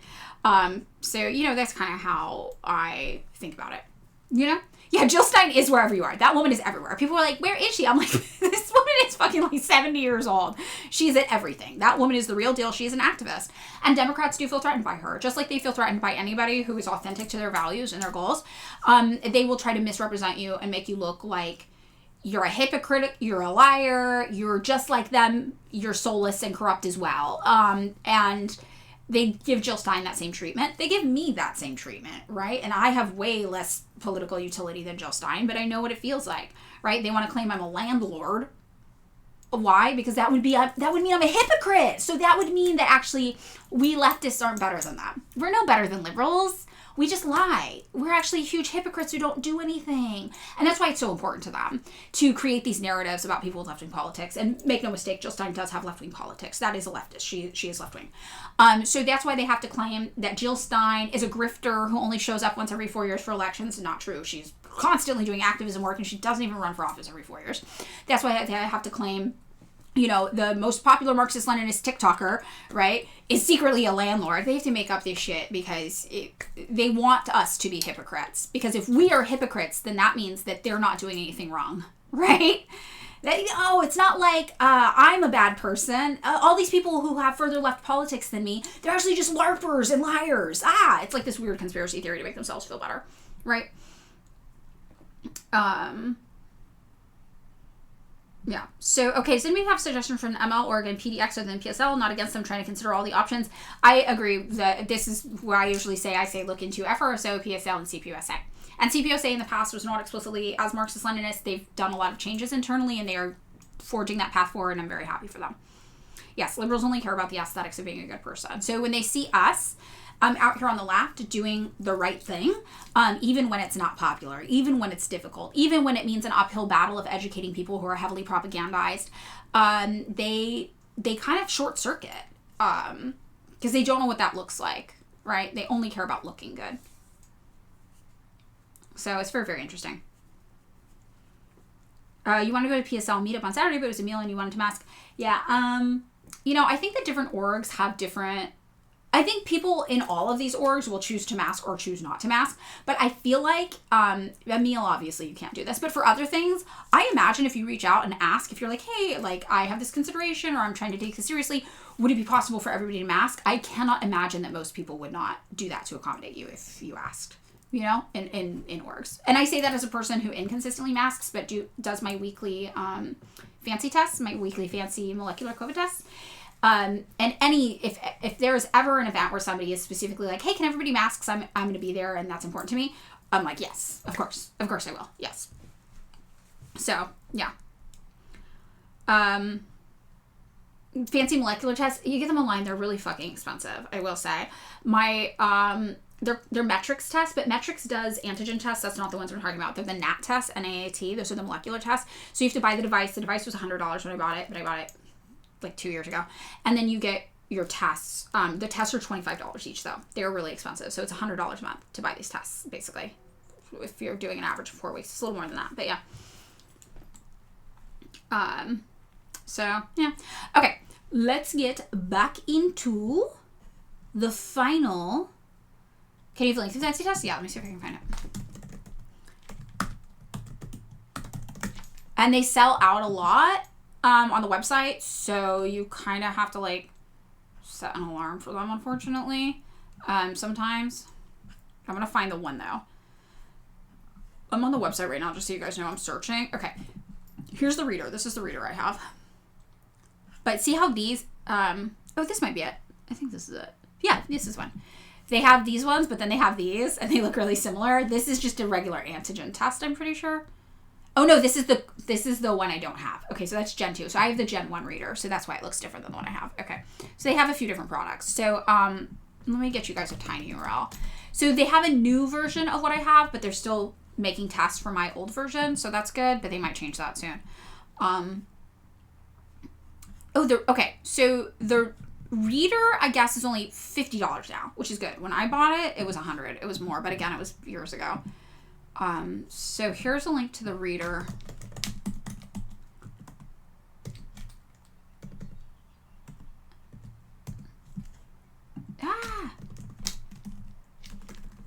We're talking about COVID consciousness and, okay, so this is a link to the reader, and then you have to buy the tests individually. Sometimes you can buy them in bulk, and they're a little bit cheaper, but they're $25. So they are expensive. But yeah, again, if you buy the test once and then you're like, okay, I'll put $100 aside from it, especially if you're like me and you're an inconsistent masker, or you forget to mask, or you don't think about it, or things like that, I really think this is a good extra level of protection for $100. Yeah, there we go. So those are what I recommend for my fellow ADHD. I forget everything baddies. It is useful. And, just so you know, people who are like, mask every day, they will still be like, but why aren't you masking every day? And that's fair of them to ask. And they are correct. It would be even more effective if you masked every day and did this. But, again, I know myself, and, like, I got to a point where when other people stopped wearing masks, I would be out in public with masks hanging off my wrist, like forgetting to put them on, because I didn't realize it until later, but I had literally been using other people masking as a visual, like, oh, remember to mask. Oh, and then and so that's just something with my brain, unfortunately. So that's when I was like, I got to figure out something that's more consistent than this, that I can work into a regular routine that's not going to be hit or miss for me. And that's why it worked for me, right? But, I think important to do what works for you. Okay.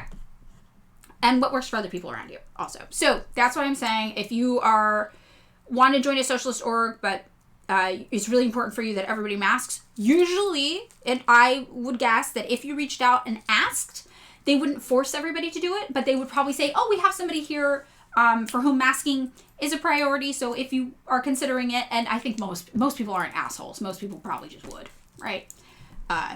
Yeah. Yeah, and masking to mitigate surveillance is also something good that a lot of people are conscious of as well. So, okay, let's get back into this. Yeah, ADHD is hard on the brain, definitely. Your ex didn't mask in the thick of wow, yeah. When everybody was doing it, it was very easy for me. The only thing that was a challenge is I would find myself scratching my face, and then I'd break the seal, and I'd be like, fuck, But I also took lockdown really, really, really seriously. Like, when I say I didn't leave the house during lockdown, like, I did not leave the house once. Like, I went 2 trips during all of, like, the long phases of lockdown, like, extended lockdown. 2 trips I made outside of my house were basically to the park, like 10 feet away from somebody else, and we were both masked, and both times I got really freaked out and I was like, I have to leave, and I like ran away after like 10 minutes because I took it very, very, very seriously. So, the pandemic, we're still in a pandemic, exactly. So it is important to remember that,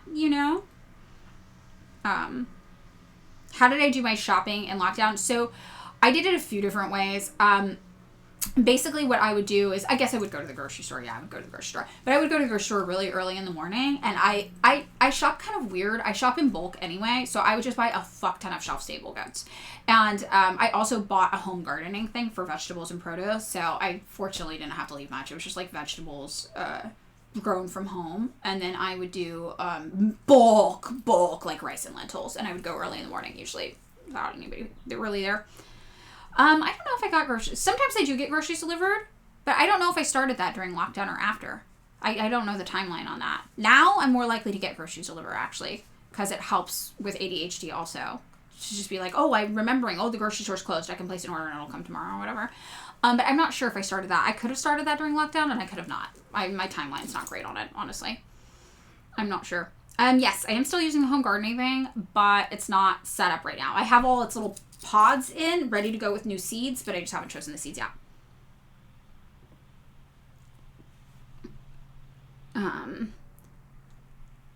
You're scared to try lentils? I love lentils. I live off lentils though. I do a lot of lentils. I like beans too though, yeah. Comrade Thuggen, you work at the airport in Texas. You mask religiously. Most of your coworkers are out sick regularly. Yes. My partner works at the airport, and the sick thing is real. I didn't understand, but they kind of warned me. They're like, hey, working at the airport, like, people get sick a lot, just so you know.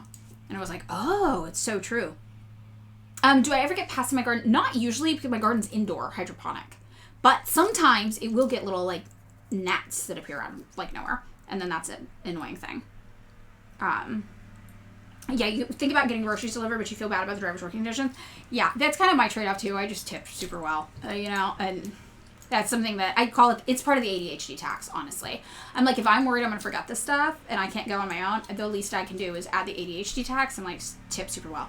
And my partner used to be an Uber Eats driver too, so that's nice too because they really understand like the culture of it, and so that's useful insider info to have as well. Yeah, ordering for pickup's good too. Yes. You were a flight attendant for 5 years. Quit the December before COVID. Thank God. Oh my God, yeah. I mean, it's really, really scary. Like, it's pretty wild. No. Well, the device I have comes with grow lights attached to it. So yes, I guess. So yes, I do. But nothing outside of normal. Your parents got COVID in the airport. Yeah. It's interesting. Yeah, so, you know, with the ADHD thing, I really do just try to do what's realistic for me and keep that in mind. I think it's better to commit to things that I know I can do than bank on myself doing something that I have a track record of not being able to do. And I think that's just a negotiation you make in your own life, with ADHD, right? That's what we do. Okay, I'm getting back on subject. We don't have a lot of time. Although this has been nice. And I think it is, somebody in the chat said, you know, a lot of times when we talk about COVID consciousness with people with left-wing politics, they get very, very hostile. And I think that, you know, it's hard. It's a hard thing to do because I think a lot of people don't realize this, but in socialist orgs as well, there are certain people who are more old school, they're older, they come from cultures that don't take it very, very seriously. Some of them don't even speak English or don't speak English as a first language. And trying to tell those people, like, you have to mask to be in the space would be like very confusing for them. Like they'd be like, what? Like, you know, they're not like in lefty online culture, all of them. They don't understand a pandemic still going on. They're just like, what are you talking about? And I understand why socialist orgs are like, we have to balance all of these needs together. So I think just having conversations about those is really, really useful, and remembering that, yeah, in a lot of orgs, if you just ask nice and you're like, hey, this would be cool if anybody could, they probably will go out of the way to try to at least accommodate that in some way. And my org, some, like, half the people mask, half the people don't, and we do a lot of outdoor stuff, you know, whatever. Yeah, having visited Asia a handful of times prior to COVID, masking when sick was super familiar. Yeah, exactly. That's the thing people naturally do. But in, you know, like, other countries, it's not super common. So, yeah, it's a negotiation that has to be made, I think. All right, let's get back into it. But yeah, I don't think it's right to be hostile to people asking. I mean, like, the morally and ethically superior thing to do is to wear a 95 mask every single time you are out in public. That is more virtuous, yes. But a lot of people, even for your job, you can't do that. Like, if you've ever known a bartender, I'm sorry, a bartender is not going to make a living wage if they are masking. That is not how tip culture in the United States works. Like, servers the same way. Servers, I know people who are servers who are like, I wish I could mask every day, but, like, I don't make money when I mask. Like, because you need it. I'm here to serve you, you know, and those are also interesting considerations and negotiations people have to make in their lives. So I think it's good for people to be realistic about those things and have those conversations. And ultimately to remember at the end of the day, what we witnessed with COVID is which again, still happening, systemic failure of our institutions that did not try to keep us safe. Literally at all. And you compare what happened in the United States compared to how China handled this situation or how North Korea handled this situation, and you see a vast superiority. It's monetized, or not monetized, numerical. You can see it numerical, right? In our data. And I guess it is monetized because the United States chose to view American workers as dispensable, and send us to work to die. Who cares? For, like, corporate profits. And in countries that didn't have that motive or that incentives, you see they have much lower mortality rates from COVID per capita than we do. It was a failure of empathy for sure, but I mean, I personally try to always think about things as systemic before I think of them as personal. And I think to me that was a massive systemic failure. And the idea that now all of a sudden every American is supposed to figure out how to be their own epidemiologist. Right? Most Americans don't even know how the Electoral College works, and they've grown up with that their whole lives, and now we're expecting them to carry the weight and knowledge and negotiating skills and reasoning skills of an epidemiologist on their back because our system just abandoned us, and there was nobody to trust. And I do try to think about those things in terms of systemic more than individual whenever I can, you know. Very, very interesting. Oh, yeah, Omar Orange, in your culture, it's common to assume God will keep you. Yeah, things. I mean, there's all these different considerations. And when you talk to the working class, the masses, they come from a variety of different backgrounds with a variety of different perspectives. And it does become interesting as a socialist org trying to negotiate all of those things, right? Yes, you're shocked by how little individuals care about their neighbors. Yeah, that is true. Okay. All right, so back on. Sorry. Or diverging. I'll jump around here. All right. Trump says it's too late for talks with Iran as Israel strikes Tehran. And this is from today as well. The U.S. is closing 3 embassies in the Middle East and reducing its diplomatic presence in the region. Trump said most of Iran's military installations have been knocked out and that new strikes today targeted Iranian leadership. Strikes in Iran and Lebanon. Israel said it launched strikes in Tehran and Beirut, targeting Iranian military sites and the Iranian-backed Hezbollah as its troops intensify their push in Lebanon. Israel also struck a compound belonging to a group responsible for electing Iran's next supreme leader, an Israeli source told CNN. So this is what they're doing. And also electing. Again, electing. It's right there. They I don't even think they know what they said here, right? But it's a dictatorship. How is there a group that elects the next leader? What? Oh, wait, Comrade Thuggan, when you bartended at the airport, you must have made the most money you ever had in your life? Oh, okay. Outside of the airport, they told you that they would have tipped more if you weren't wearing masks. That's so interesting. The psychology of the bartender service culture tipping thing is wild to me. Very, very interesting. So this is very, very fascinating, though. We're told that Iran had a big bad dictatorship, and it was one evil man. And if you get rid of one evil man, utopia is going to come to Iran. It turns out that they have elections and they elect the next leader. So that's probably confusing for the average American mind. So they'll probably just skip over that and try not to even consider it. They're like, what? No. As Iran continues to strike U.S. targets and allies, the U.S. has closed embassies in Saudi Arabia, Kuwait, and Lebanon and warned Americans to leave more than a dozen countries in the region. At least 780 people have been killed by U.S. and Israeli bombing campaigns across Iran, the semi-official Tasnim news agency reported, citing the Iranian Red Crescent.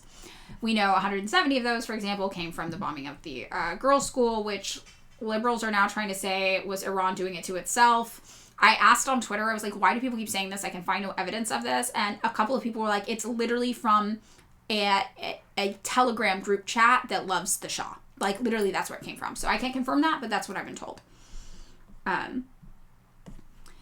So the price of gasoline in the U.S. has just had its largest one-day increase since 2005 as vessels have effectively stopped going through the Strait of Hormuz, oil continued to rise, and stocks continued to fall.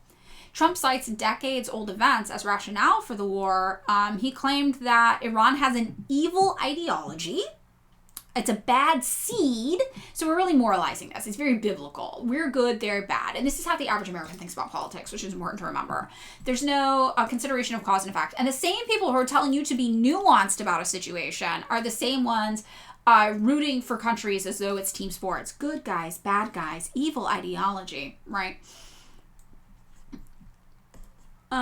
This is, what's going on here with Trump. Trump raised 2 incidents from the last century. The 1979 Iran hostage crisis was not them being evil, I might add. It is them trying to expel us from running a dictatorship of their country. 52 U.S. citizens were held captive for 44 days.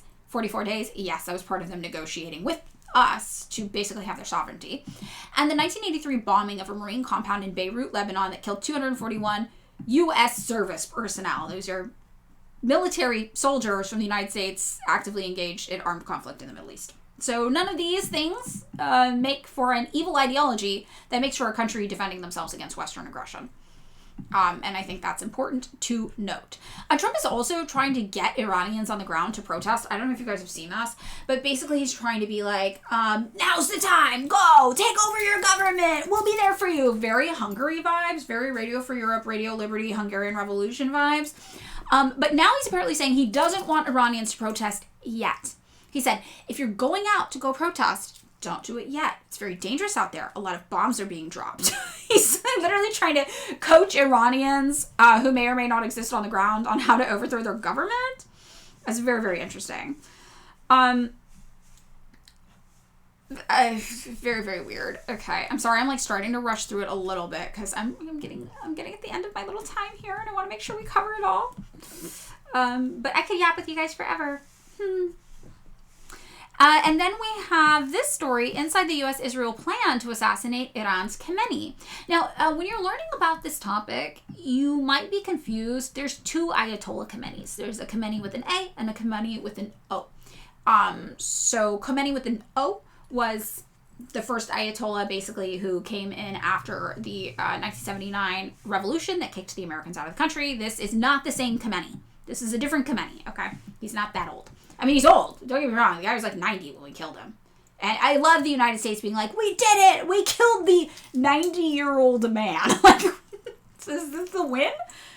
It was like, I'm imagining like some guy with like a pickup truck with a Blue Lives Matter flag on the back, just like punching out a 90-year-old man in a Sizzler parking lot, you know? Like, is this the win? But okay. Whatever, man. Yeah, many Americans think that Khomeini was Khomeini. Yeah, they get them confused. They think they're the same. After more than 3 decades as Iran's supreme leader, Ayatollah Ali Khamenei was assassinated in U.S. and Israeli airstrikes on Saturday morning. This is also a story from today. The man who led the country in 2 capacities since 1981 was a key figure in the Islamic Revolution that overthrew the Iranian monarchy in 1979. He first served as president, then as supreme leader following the 1989 death of revolutionary leader Ruhollah Khomeini. While credited with leading Tehran through a bloody 8-year war against Iraq in the 1980s and fostering an economy that survived despite Western sanctions, major, his reign was racked by mass protests against rigged elections, human rights violations, and economic hardship. I mean, again, the economic hardship, it's like, a girl, the blockade, like, girl, the sanctions. That's like the vibe. Khomeini versus Khamenei. Thank you for that pronunciation clarification on the first one. Most recently, protests in December and January, which escalated from demonstrations by shopkeepers in Tehran over inflation to calls for regime change across the country, were violently suppressed by state forces, resulting in massacres. Again, no mention of the fact that Israel was like, we're out there, we're doing it. I mean, we're helping drive these protests. And the United States was like, Israel's out there helping drive the protests, go do it.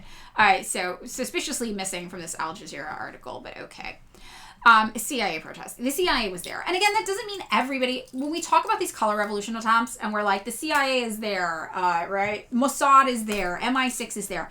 That does not mean every single person in the streets is like a CIA agent or a Mossad agent or an MI6 agent. Sometimes there are people there who just, also don't like their government. But them being there does not suddenly mean we stop talking about the fact that the CIA was there too, that Mossad was there too, that a lot of these intelligence agencies from Western government powers have been pushing for the protests. We're organizing the protests. We're arming the protests. There were also Marxist-Leninists out on these protests, like, all right, bet, let's fucking do the damn thing. Let's get a worker revolution going. That doesn't mean that the CIA wasn't also there and the Mossad also didn't help organize these protests. And I think that's important to remember. Them not liking their government doesn't give the U.S. permission to change it. And people internally not liking their government doesn't mean that everybody who shows up now is on the same side as them. And somebody was like, this is very similar to Tiananmen. I think it is. We did a read-through on Tiananmen on our Les Salou episode. I think that's also important to keep in mind when you're looking at this stuff, right? Similar kind of vibe of how we orchestrate a color revolution. So as of Monday, 787 people have been confirmed killed across the country, according to the Iranian Red Crescent. At least 165 schoolgirls and staff were killed in a strike on a school in southern Minab City on Saturday. Again, we're bombing them for freedom. We're bombing them for women's liberation. We slaughtered 165 little girls in a school. Here's what we know so far about Khamenei's assassination and how it unfolded. The airstrikes, which targeted Khamenei and his top defense officials, took place on Saturday at around 9:40 a.m. in Tehran. You want freedom? Here's some bombs. Khamenei was killed in a central Tehran location that houses the offices and residences of the supreme leader, Iran's president, and the country's National Security Council. And again, how many Americans do you think know that Ayatollah Khamenei was not Iran's president? And they actually have a president as well, and elections. Just like temperature check. If you talk to 10 Americans, how many of them do you think know that there's a supreme leader, okay, the Ayatollah, who's the religious leader of the country, right? And they also have a president who's not the religious leader of the country. You think most people know that? I don't think most Americans know that. I think 1 out of 10 Americans knows that, is my guess. You know? No. Yeah, I don't. You're only referring to Trump as Supreme Leader Donald Trump. I don't think Americans know that. We don't even know shit about this. And the reason why it's important is because the whole justification we're getting for this is that the Ayatollah is an evil dictator, right, over Iran, who oppresses the people. Nobody's talking about the fact that they have elections. Nobody's talking about the fact that they have a president. Nobody's talking about the fact that these people are elected, right? So that's weird. That's weird, right? Yeah. According to the New York Times, which cited anonymous sources familiar with the operation, the CIA gathered information about a Saturday morning meeting that would include Khamenei and the country's senior military cadre. The CIA then shared the information with Israel. CBS, also citing an anonymous official, reported that the CIA shared Khamenei's location with Israel. In U.S. President Donald Trump's Truth Social statement, in the wake of Khamenei's killing, he wrote that the late leader was unable to avoid our intelligence and highly sophisticated tracking systems, and working closely with Israel, there was not a thing he or the other leaders that have been killed along with him could do. He was 90 years old.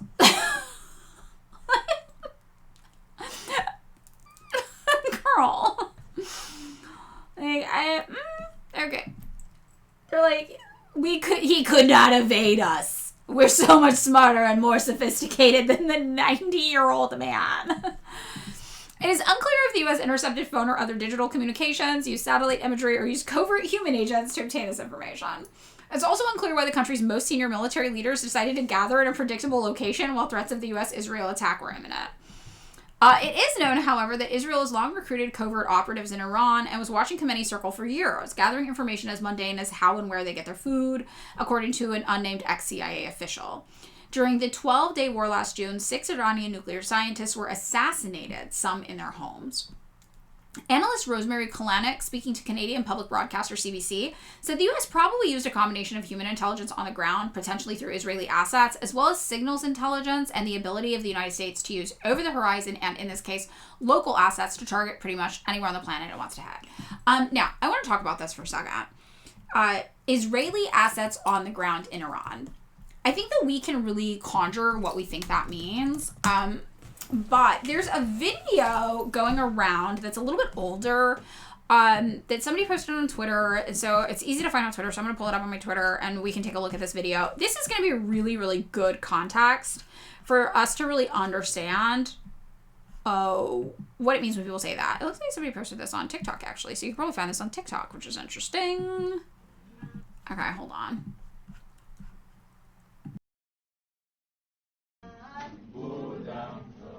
These teenagers may be Israel's future operatives in an espionage battle against Iran. They learn about Iranian history and culture and sing in the Persian language. I'm Reuters' Rinat Harash at Ben Gurion High School in the Israeli city of Petah Tikva. These high schoolers behind me may be Israel's future operatives in an escalating shadow war with Iran. They are enrolled in a unique university-level program titled Iran, Security and Intelligence. They're currently studying for their final exams, focusing on Farsi grammar, translations, and contemporary Iranian affairs. When drafted for their mandatory military service at age 18, they will be natural candidates for key positions in Israel's intelligence services. Because of their candidacy, the program managers requested we do not publish their full identities. Israel is casting more widely for Farsi speakers for its intelligence services. That would square with Israel's publication last month of what it said was a trove of secret Iranian nuclear documents that required marathon translation and analysis after their capture. And this school is happy to provide the candidates.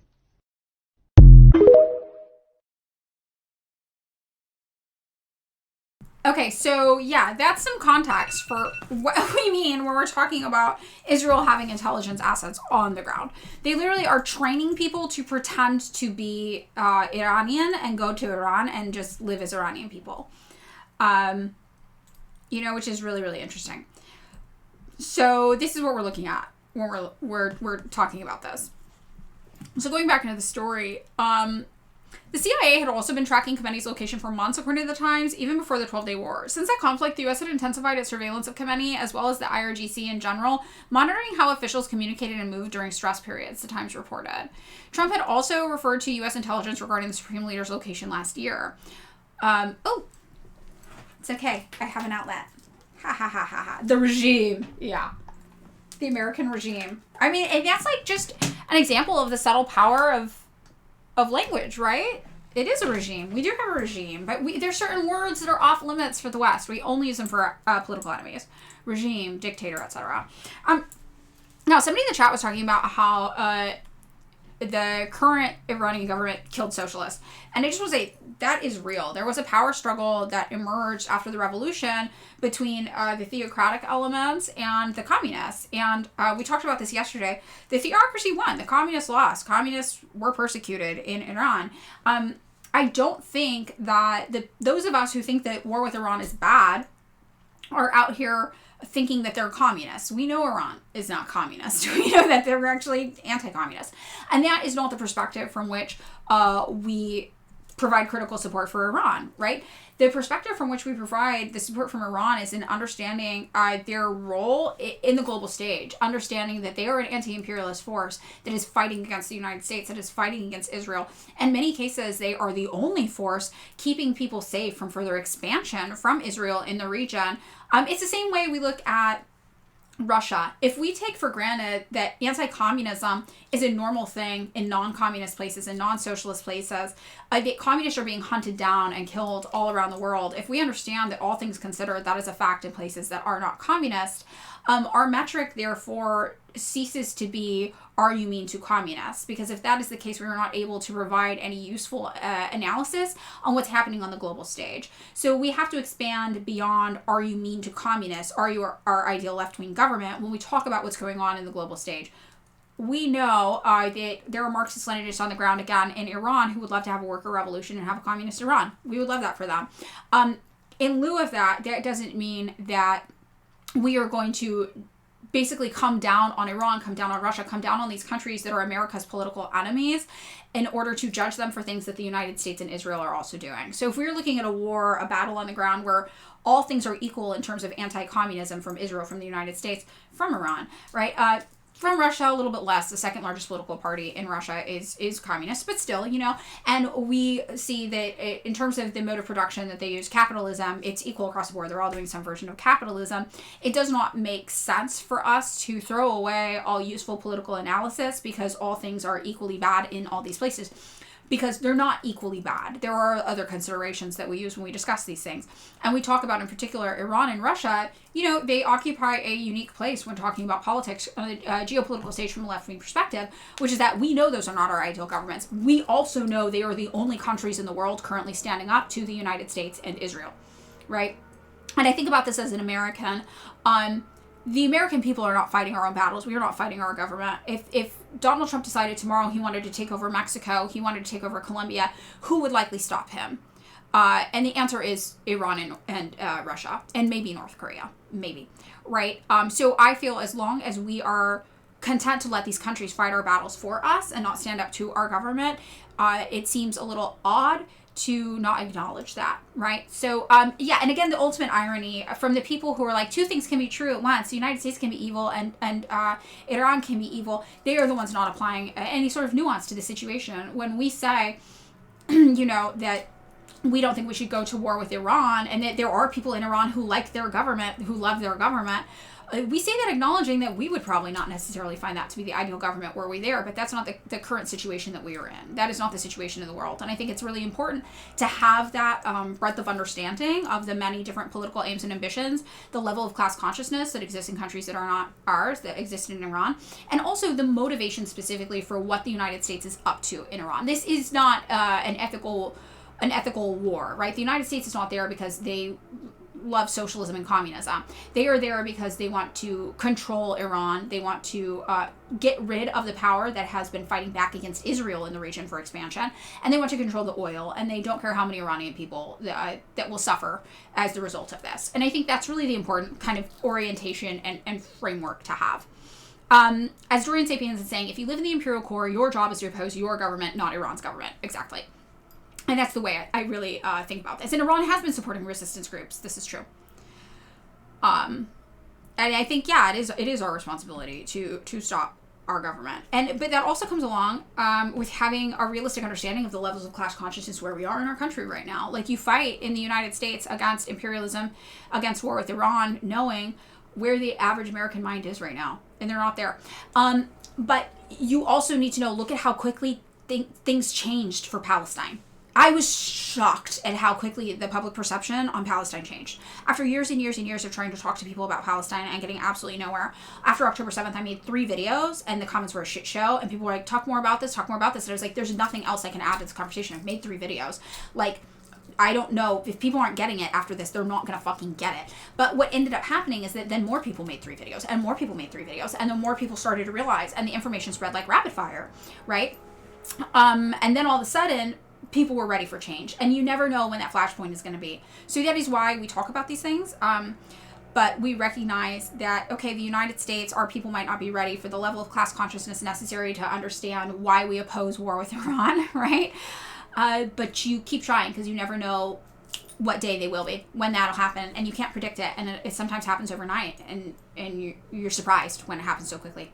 Rabbit fire. Yeah, not rapid fire. Rabbit fire. It's actually bunnies with guns. I wish that's what I said.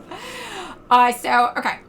I just wanted to touch on that, because it's not like, you know, I don't want people to not know the truth about Iran's government versus socialists. Yes, bad, right?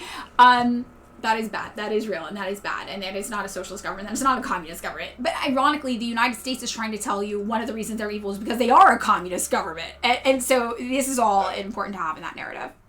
Right. The next flotilla is set to sail to Gaza April 12th with over 100 vessels. That's really, really good. And, of course, there's a Cuba flotilla situation going on right now as well. Right. Okay. So, I'm going to stream a little bit late. We'll do a little bit more from this. He's an easy target. He's safe there. We're not going to take him out, at least not for now. But we don't want missiles shot at civilians or American soldiers. Our patience is wearing thin. At the time, Israel presented a plan to assassinate Khamenei, but Trump rejected it, fearing wider regional conflict, according to reporting by the Associated Press, which cites officials familiar with the talks. Although Israel and the U.S. had planned to hit the country at night to take advantage of darkness, as was the method during the 12-Day War's Operation Midnight Hammer, the CIA's information about the gathering moved up the timing of Saturday's attacks. It is understood that Israel unilaterally launched the attack on Khamenei using U.S. intelligence, according to reports by multiple U.S. media outlets. So Marco Rubio said, we did not target Khamenei and we were not targeting the leadership in Iran. Yeah, that seems like a weird thing to throw in there and say. Satellite imagery, and this is an explainer where somebody's like, here are the 2 Ayatollahs. They're different people. That's good for the American audience. But, it is similar, so the spelling helps break it up a lot. Okay, so we have one more article talking about Israel and holding Israel accountable. And this, I think, is relevant to our Iran conversation, so I do want to talk about it. I do have to take a bathroom break, though, for a few minutes. So I'm going to put you guys on screensaver, and I'll be right back.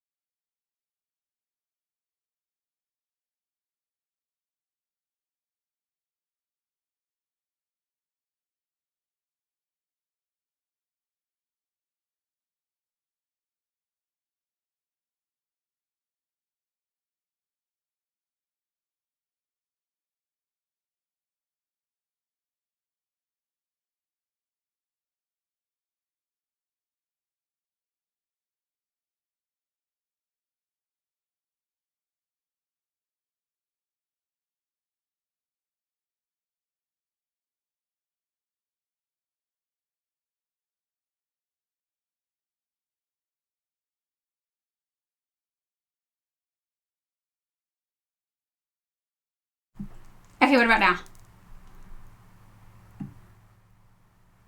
I missed hydrates? Can you hear me now? Yeah? Okay, good. Okay.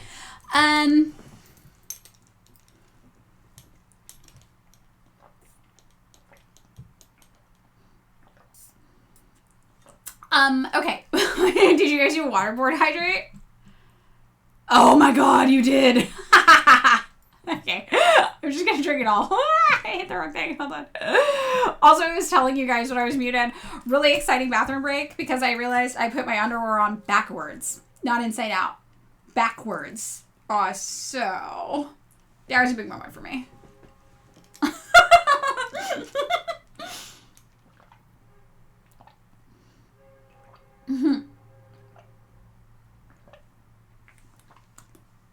Not to be TMI, I do wear thongs. I was like, how did I do this?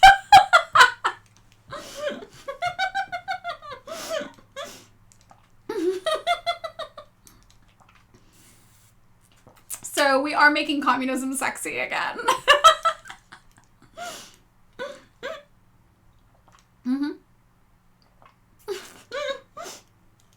It really was a full stylistic choice. I don't know how I didn't notice. That's what I'm telling you guys. I'm like peak ADHD. I'm like, that's fine. Normal.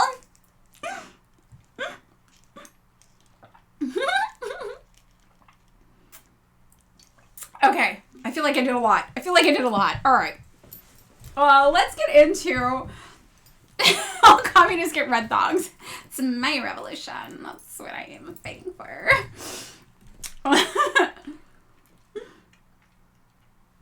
Okay. A fork cam during pauses. Oh my god. You know what I should do is I should get one of those little cameras that attaches to their collars and just like, it's like a GoPro, but then you get like fork vision. So that could be cute. That could be the pause. We'll just go to the fork cam in the corner, right? That would be so cute. Okay, so our final article of the day that we're going to be talking about here. The world does need to stop singling out Israel by holding it accountable. This is from Black Agenda Report. We love Black Agenda Report if you're not familiar. This is news and commentary and analysis from the Black left. They are awesome. I highly recommend them. And this is an article from last week, February 25th, 2026 by Anthony Carifa Rogers White. Right. And they're saying Israel has been singled out for immunity rather than accountability, exposing the rules-based order as a farce.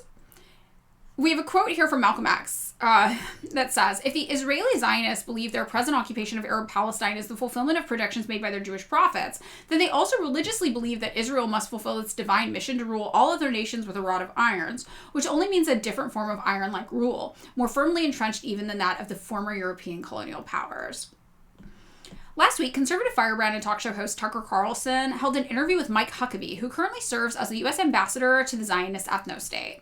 The wide-ranging topics Carlson pressed Huckabee on included myriad and salient issues, including, but not limited to, the fact that the Zionist ethno-state is harboring alleged pedophiles and sexual deviants, as well as convicted spies like Jonathan Pollard, who Huckabee entertained at the Zionist ethno-state's U.S. embassy.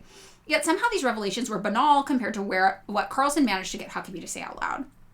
The so-called Greater Israel Initiative, known in the Zionist ethno-state as Eretz Yisrael Hashlama, the idea that the Zionist ethno-state has the right to expand its borders beyond the 1967 lines following the so-called Six-Day War to include the occupied West Bank, Gaza, as well as Lebanon, Syria, Iraq, and the Kingdom of Jordan, was brought to light as part of Carlson's interview with Huckabee. And for those of you who don't know what this is, we're going to show it again. We talked about it yesterday.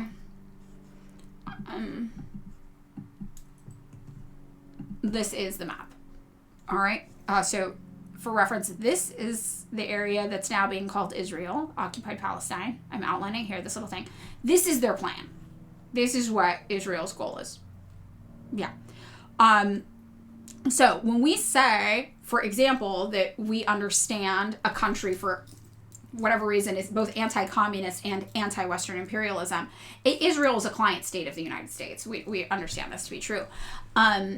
This is what we're talking about. We're like, okay, we know that that's not ideal. We obviously don't want these places to be anti-communist, but this is what they're fighting against. And we recognize that is good, right? This is what we're talking about. It is manifest destiny. It's totally a manifest destiny thing, right? This is what they want to do here. So back on this is what they're talking about here when they say the Greater Israel Initiative. That's the image of that. That's what it is. When pressed by Carlson if the Zionist ethno-state has the right to all of the land between the Euphrates and the Nile rivers, as believed to be promised to the descendants of Abram, later known as the first biblical patriarch Abraham, Huckabee, who falsely believes that all Abraham's descendants are Jewish people, stated that the Zionist ethno-state has the right to conquer all of the lands of the present-day Middle East, remarking to Carlson, it would be fine if they, Zionist ethno-state, took it all. Very interesting. Huckabee's comment led to concerted consternation by Arab nations, including the kingdoms of Saudi Arabia, Jordan, the United Arab Emirates, as well as other nations, including but not limited to Turkey, Egypt, Pakistan, and Indonesia, who declared in a joint statement that Huckabee's affirmation of the Zionist ethno-state's claim to large swaths of the Middle East is dangerous and inflammatory, and constitute a flagrant violation of the principles of international law and the Charter of the United Nations, and pose a grave threat to the security and stability of the region. Yet, this is not the first time the Zionist ethno-state has proclaimed its plans to effectuate a Greater Israel project. For instance, last year, convicted war criminal and current Israeli Prime Minister Benjamin Netanyahu declared, when asked if he subscribed to a Greater Israel initiative, absolutely, and further compounded, very much. So, remember, when we talk about what Israel's ambitions are, it is the Greater Israel Initiative. They want to expand. They want to do this. They are the land grab territory acquisition country right now. That's what's going on. Bro, even my Christian nationalist parents don't believe all descendants of Abraham are Jewish. Yeah. They got a whole thing going on. These, yeah, it's weird. It should be noted that the U.S. State Department has still made no comment disputing Huckabee's comment to Carlson, which can only lead the masses to believe that, until we hear otherwise, Huckabee's suggestion that Greater Israel would be fine represents the official position of the United States. There should be no surprise that Netanyahu would hold such a view, and the same can be said for many in his government, including Finance Minister Bezalel Smotrich and National Security Minister Itamar Ben-Gvir, who both have a history of proclaiming their desires to ethnically cleanse Palestinians from the occupied West Bank and Gaza Strip alike. Ben-Gvir, for his part, has even taken part in inciting violence against Palestinians, along with rogue and lawless settlers, under the full protection of the Zionist ethno-state's government and its occupying force. It's not so much that there's no accountability for the Zionist ethno-state, it's more that it's being emboldened to continue its barbaric campaign against Palestine.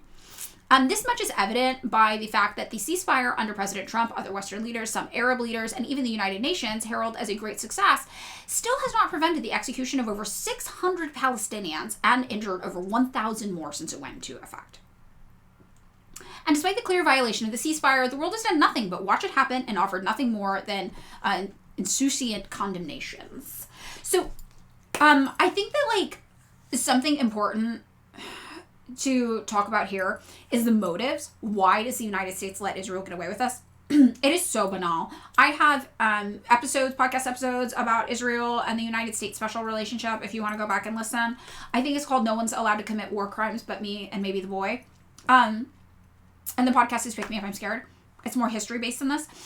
But the important thing to know is literally that we use Israel as a military base. It's a strategic location for us, and we like that. And that's it. That's the extent of it. Why do we let Israel do fucking ethnic cleansing in Palestine? Because it's a strategic location for our military pursuits in the region. What do you mean? And for that, we are content to let an entire group of people be slaughtered. And that is how cruel and how evil the U.S. government truly is, right? The Nazi Germany learned from the U.S. government what we did to our indigenous people. So none of this should be surprising, but it should remind you of just how amoral and disgusting and corrupt the U.S. government is. So everything we hear about the United States' ambitions and human rights abuses and how much we care about human rights abuses other countries are committing, that needs to be the biggest red flag for you. Anytime you hear the fucking United States talk about another country committing a human rights abuse, you know that's bullshit. We don't give a fuck about human rights. Our whole thing is not giving a fuck about human rights. We don't care about human rights at all. So what do we really care about then? Why are we really caring about this? And that's the question that I should bring in mind. Why do we really care about this? Because it's not human rights.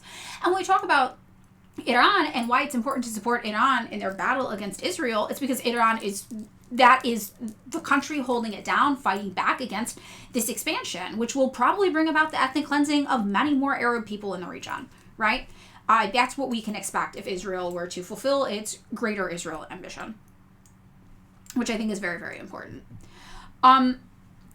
So getting into this, we're talking about the international community's response to Zionist ethno-states' brazen initiative to officially annex the occupied West Bank. Earlier this month, the Israeli approved a plan to reinstate a land registration process, and many, including Michael Breyer of the Israel-based human rights group BIMCOM, contend it will amount to increased dispossession of Palestinian land. This, despite the fact that the International Court of Justice ruled in 2024 that Israel's long-term occupation of Palestinian territory comprising East Jerusalem, the West Bank, and Gaza Strip was unlawful and must be terminated as rapidly as possible. But how do we define unlawful if there is no mechanism or willingness to institute one to hold the Zionist ethno-state accountable for breaking the law? And this also brings into question if there even is international law when it comes to the actions of Israel. A common retort utilized by the Zionist ethno-state, its promoters, and its organizations and corporations that form the Zionist industrial complex, usually preceding the moment that critics of Israel are labeled anti-Semites, is that Israel is being singled out. For instance, last year, Washington Post columnist Ruth Marcus argued somehow Israel seems to always be held to a different, higher standard than other countries, and accused the International Court of Justice of applying a double standard after ruling that the Zionist ethno-state is committing genocide. This is a very interesting take, considering that Israel has never been subjected to concerted global punishment for its myriad and numerous crimes against Palestine and other nations in the region. When you consider the fact that the United States has imposed sanctions on nations like Cuba, Venezuela, and Nicaragua simply for existing and exercising their self-determination, people like Marcus and others that claim Israel is being singled out are absolutely correct, just not for the reasons they believe. As Middle East Eye reporter Gregory Shupak wrote last year, the idea that supporters of Palestinians unjustly single out Israel is an old talking point deployed by Israel and its supporters since long before October 7th, to deflect attention from Israel's denial of Palestinian rights. This is a true assessment, yet what it means is rarely discussed. Israel absolutely is singled out because the nation is demonstrably held to a different standard when it comes to following the tenets of international law and international human rights law. Besides the U.S., which the Zionist state is an extension of, what other nation gets away with murdering people in other countries as Israel did with Hamas political leader Ismail Haniyeh, and attempting to do to a Hamas leader in Qatar, a literal ally of the United States, while they're negotiating a peace deal? Israel's qualified immunity also has the effect of exposing the farce of international law while exposing the white supremacy ensconced in a global order that was built on and sustained by colonialism, oppression, and subjugation of the world's majority non-white people. No one understood this better than Malcolm X. In what is believed to be his last public-facing essay, Zionist Logic, Malcolm X concludes, in short, the Zionist argument to justify Israel's present occupation of Arab Palestine has no intelligent or legal basis in history, and not even in their own religion. Where is their Messiah? I would argue that the Zionist ethno-state does enjoy a Messiah, a false Messiah of subjective and arbitrary international law that furnishes Israel with qualified impunity for nearly 8 decades of denying Palestinian people their inalienable people-centered human rights, as well as the other people in the region, including but not limited to Lebanese, Syrian, Yemeni, and Iranian. The proof of this arbitrary and capricious idea of international law in a post-World War II world order was put on display when Canadian Prime Minister Mark Carney, during the annual Davos conference, proclaimed that the world order underwritten by the United States, which prevailed in the West throughout the post-war era, was over. As journalist Eduardo Porto describes it, this so-called world order was predicated on the organizing principle that emerged from the ashes of the Second World War, that interdependence would promote world peace by knitting nations' interests together in a drive for common security and prosperity. Carney specifically stated, great powers have begun using economic integration as weapons, tariffs as leverage, financial infrastructure as coercion, supply chains as vulnerabilities to be exploited. You cannot live within the lie of mutual benefit through interrogation when integration becomes the source of your subordination. Through integration. A few weeks later, during the Munich Security Conference, German Chancellor Friedrich Merz echoed Carney's assessment when he said the international order based on rights and rules is currently being destroyed. Both world leaders were clearly speaking from an Anglo-centric lens formed by white supremacist ideology. How else could both seriously claim that the recent machinations of Trump represent the beginning of so-called great powers using economic integration as weapons, financial infrastructure as coercion, and the exploitation of vulnerable supply chains, when the nations of both leaders have benefited from this behavior for centuries at the expense of the global South? These nations viewed as nothing more than peripheral entities whose entire existence is meant to serve the lifestyles and organized greed of the global North core. And this is true. And this is really interesting when you talk to liberals. They're like, oh, I can't believe what Donald Trump is doing to the United States. And it's like, girl, this is bad in the United States. We're just now maybe starting to do it to white people and you're noticing, which is absolutely wild. Very, very interesting. I actually saw, too, there was somebody who tweeted, like, it seems like the United States has become the most hated country in the world overnight. And I was like, I quote tweeted it with something very, very graphic and brutal. And I was like, when we tested napalm on Korea, women's dying actions was to cover their exposed genitals with their burning hands as their skin was melting off of them. Like, what do you mean new? What are you fucking talking about overnight? Like, this has been the United States. You shouldn't care. These people didn't fucking care, right? Because it was happening to areas they deemed disposable, right?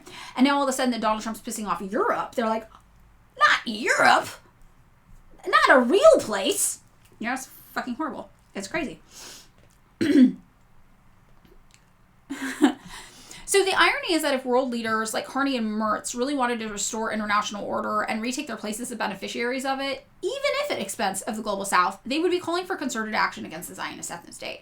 Because the truth of the matter is that as long as Israel is singled out to continue its existence as a barbaric, genocidal, and terrorist ethnic state, there will never be international order. And it's true. Even Ronald Reagan used to pick up the phone and call Israel and be like, knock it off, it's too much.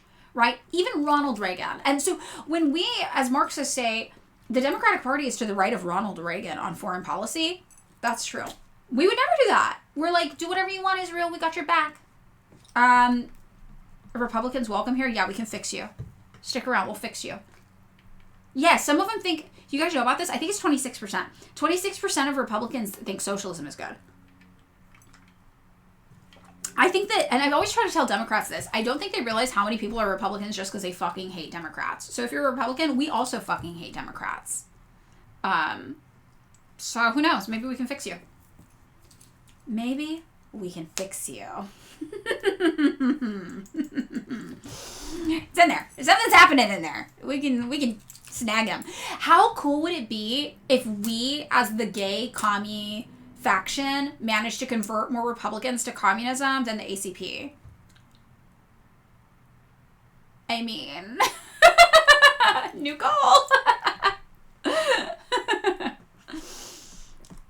A new project has entered the chat. Wahahaha.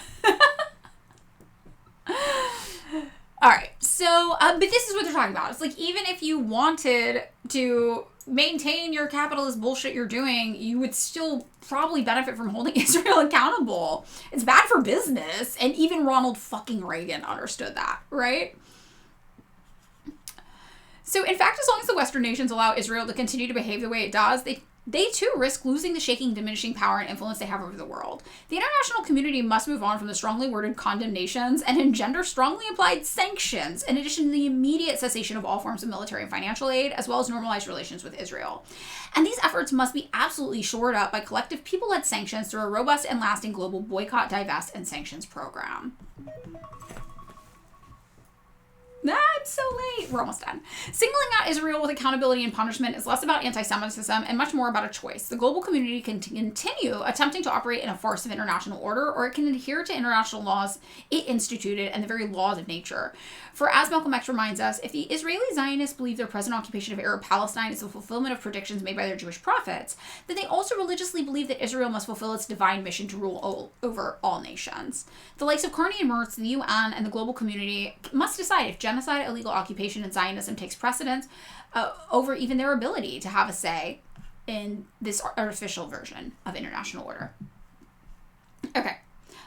So that is our assessment of what is going on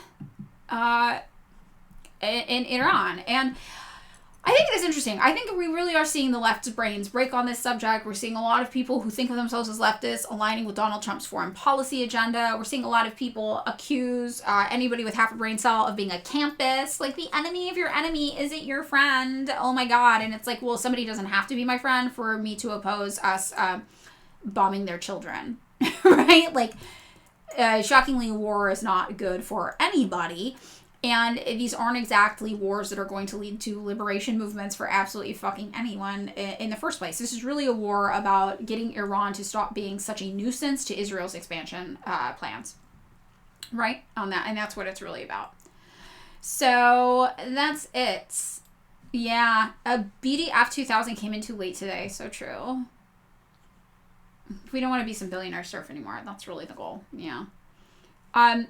Cat Abu Ghazaleh, how do we pronounce her last name? Does anybody know? I've never heard her say her last name. Taiwan proposal is effectively to the right of current Western policy. Yes. And I think this is something to end it on because I've been tripped out by this chick. The Democrats are running a Palestinian American for office in Illinois. And when I was telling my partner about this person, they were like, what the fuck? And they're like, oh, Illinois, that makes sense because they grew up half in Illinois. And they're like, the Democrats in Illinois are so aggressively conservative. They are like further right of the Republicans in many ways. And I didn't fully understand it until I saw this chick. Abu Ghazaleh. Yeah, that sounds right.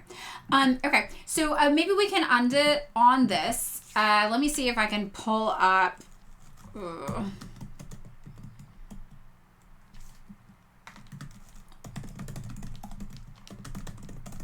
This story for us to end on. Or it's from Drop Site.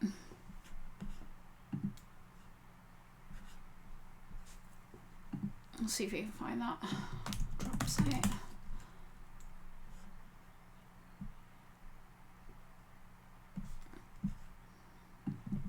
I'm looking. Hold on.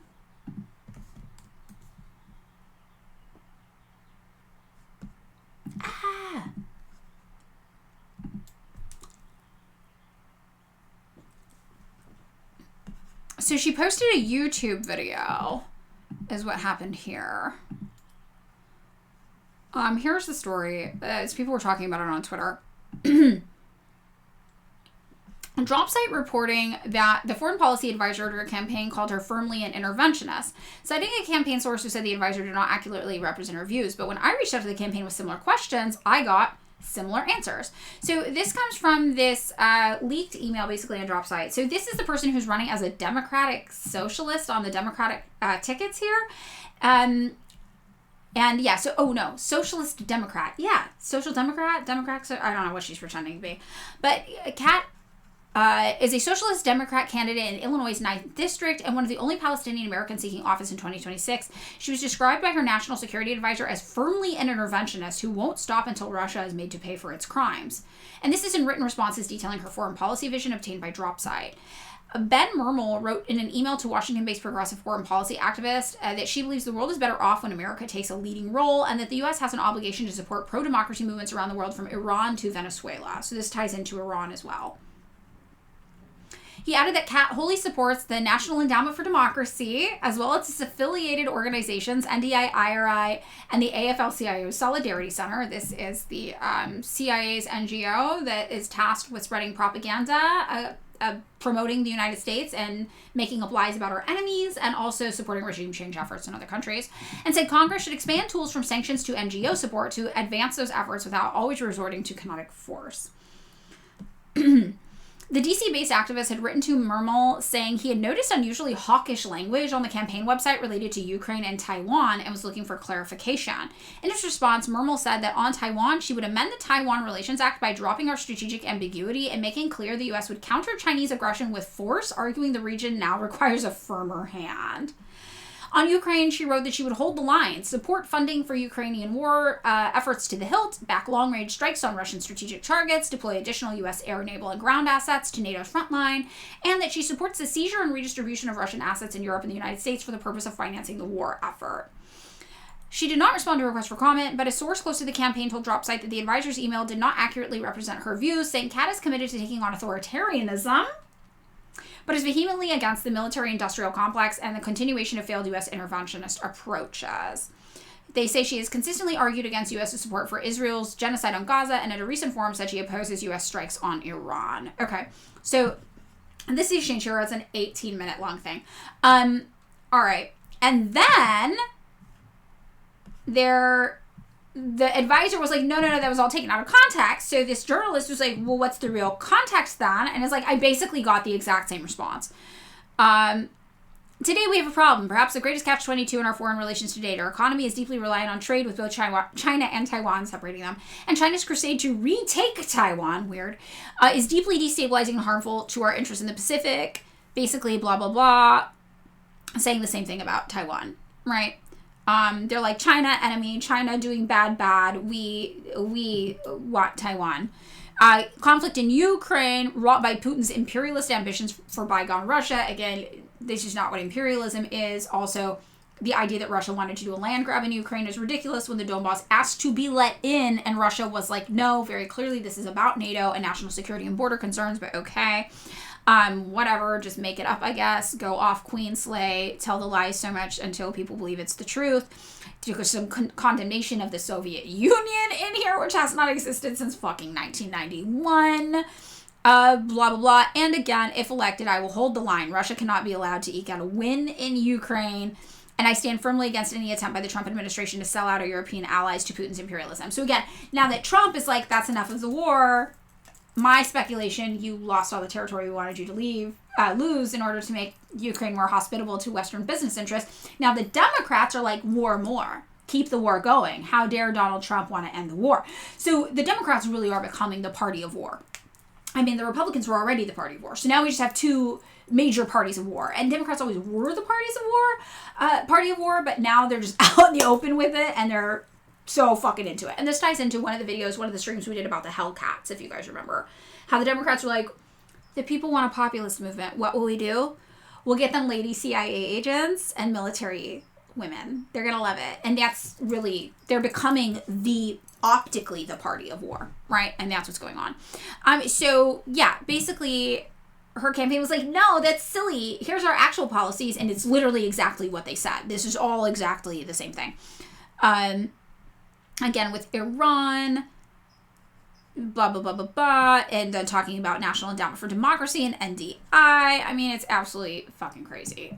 So this is the person that they are now trying to claim is, where's her video? And then she made an email sent. Let's watch this YouTube video to end up, because I'm trying to do more videos, because I'm trying to be a better streamer for you guys. Hold on.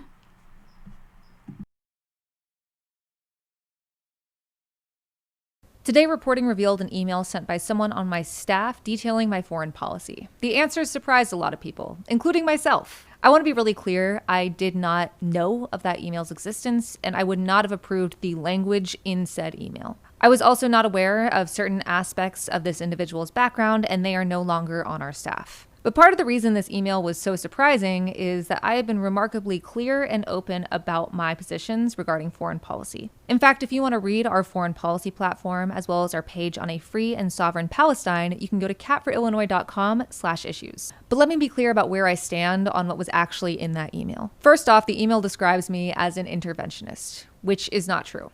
I have no idea why he would say that. I have never described myself as an interventionist. I am anti-war, anti-genocide, anti-imperialism, and anti-intervention, which is why I hold the positions I do. I have always believed and said that we should lead with diplomacy and humane foreign policy. I've been endorsed by Peace Action, the largest grassroots peace network in the world, and I firmly denounce Trump's moves to militarily intervene in Venezuela, Canada, Greenland, Iran, and elsewhere. Before I get into any other specifics, I want to add an initial caveat, and that's that military intervention is an absolute last resort. We need to lead with diplomacy.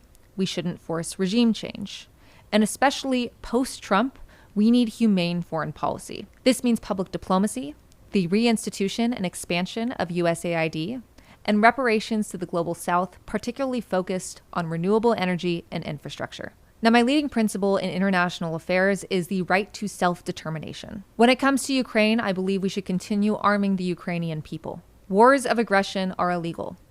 Russia's invasion of Ukraine is a war of aggression. That is an international crime. Putin is a despot, and he will not stop with Ukraine. We can support Ukraine by providing arms, ideally paid for through the seizure of Russian oligarch assets, but not with U.S. troops on the ground. Similarly, I believe that politically we should adhere to the One China policy. But we should also eliminate strategic ambiguity when it comes to aiding Taiwan so that way it can defend itself without putting U.S. boots on Taiwanese soil. The last thing any of us want is a war with China. This is an effort to make sure that doesn't happen. So that way we can make time to work towards diplomatic solutions. We need to reinvest in those diplomatic solutions, not just between China and Taiwan, but the US and China as well. We live in a globalized world. We need to work towards being partners with China in trade and innovation. But that's only possible through diplomatic solutions and international law. I know these are all controversial subjects, but self-determination is necessary in a democratic, globalized world. And that is true whether it's Taiwan, Ukraine, Palestine, or anywhere else. Invasion and aggression cannot be tolerated. The other caveat here is that any military aid for any reason must be conditional. I don't care if it's Ukraine, Taiwan, Israel, or Mexico. If weapons paid for with our tax dollars are suspected of being used to commit crimes against humanity or war crimes, we need a full arms embargo. We have to make sure that war criminals are held accountable and put measures in place to ensure that those crimes are never committed again. I will never blindly vote for military aid. Every single bill will be a separate consideration that I will deeply think about and convey why I voted for or against it. I will not vote to deploy troops for forever wars, and I will continue to respect international law. But once again, any military aid, any military intervention must be an absolute last resort. And our troops cannot be used for an imperial agenda that will make other parts of the world worse. We need to focus on making our country better. And part of that is integrating into a globalized world. Sounds vaggy. I typoed vag in the chat and it said vaggy. That's the new girl boss, actually. We don't girl boss Slay Queen anymore. We go vaggy. Very turf. Okay, so wild amounts of doublespeak. But this is a new Democratic Socialist running, and the thing I love is how just, like, mask off the Democrats are. They're just like, oh my God, first of all, the Lenin. We support their right to self-determination. By meddling in their affairs with fucking Ned? Like, girl, what are you talking about? Also, the whole thing, we support the one China policy. Yeah, because fucking Taiwan's a part of China. And we will arm China to defend itself or we will arm Taiwan to defend itself if China tries to act like they're one country, though. Like, what are you fucking saying? This is so wild. The whole shit about Russia and Ukraine completely ignoring the fact that obviously Russia tried to negotiate with the West forever to not go to war with Ukraine. It was like, I don't want to go to war. We don't want to go to war. Hey, what if we negotiate? What if we do this? What if we do that?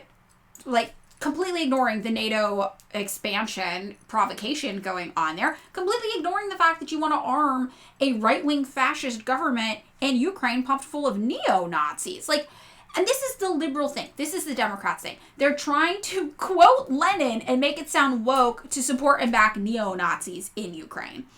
I would almost have more respect for them if they were just, like, upfront about it. If they were just like, we don't fuck with them either, but we really want access to their oil. So here's what we're doing. And that's what the Republican Party has started doing. So that's why they're more popular. I think most people can look at this chick and be like, this is some weird-ass doublespeak bullshit.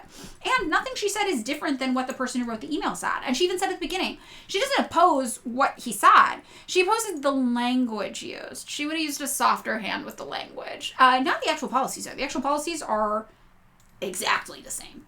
Exactly the same. Very, very fucking wild. This is a sleeper agent people are talking about. Yeah. This is our socialist running for the Democratic Party. I want to scream. It's absolutely wild. So, yeah, there we go. That's what the Democrats are up to. In case anybody was wondering, they're just plopping the word socialist on anything nowadays. But that should tell you, they're scared. They're scared because 2/3 of Gen Z has a favorable view of socialism. 1/3 of Gen Z has a favorable view of communism. They're terrified. So they're like, what fucking conservative psychopath warmonger foaming at the mouth, frothing at the mouth to draw blood from innocent children can we pump out in front of the masses and call it a socialist and still get to carry on with our day? Right? They're using identity politics. They're like, well, she's Palestinian American. And you're like, and a warmonger. Congrats. Like, you found one. That must have been a hard find. Good job, guys. It's absolutely fucking wild. So, oh, thank you, Tiniest Boop. We have real socialists in California that need to be supported. Real Marxist-Leninists. You know, absolutely fucking wild. So they say they're trying to, yeah, they're stealing our thunder. They're trying to, we got the sauce and they don't got the sauce. And that's why you have so many fucking confused kids on TikTok. Like, I hate North Korea leftistly. You're like, babe, no, that's not a thing. Stop it. Bad. Very, very interesting. So again, just to leave us with the rhetorical talking points that seem to be beneficial. Why do you have the same foreign policy as Donald Trump? And she is actually ahead of it. She's like, my foreign policy is different than Donald Trump's. I would want more approval before doing the same things. Okay. Hold these people accountable, though. Really, you hold them to it. And tell people, make people really aware, like, especially when you see people on TikTok doing the Iran thing. I'm going to make a video about it and be like, this is who you're supporting in Iran. They're MAGA. This is MAGA telling you they want to be taken over by Israel and by the United States. This isn't the majority of people, It's a very specific subset of people. Very interesting. Oh, wait, so we have somebody confused about Russia?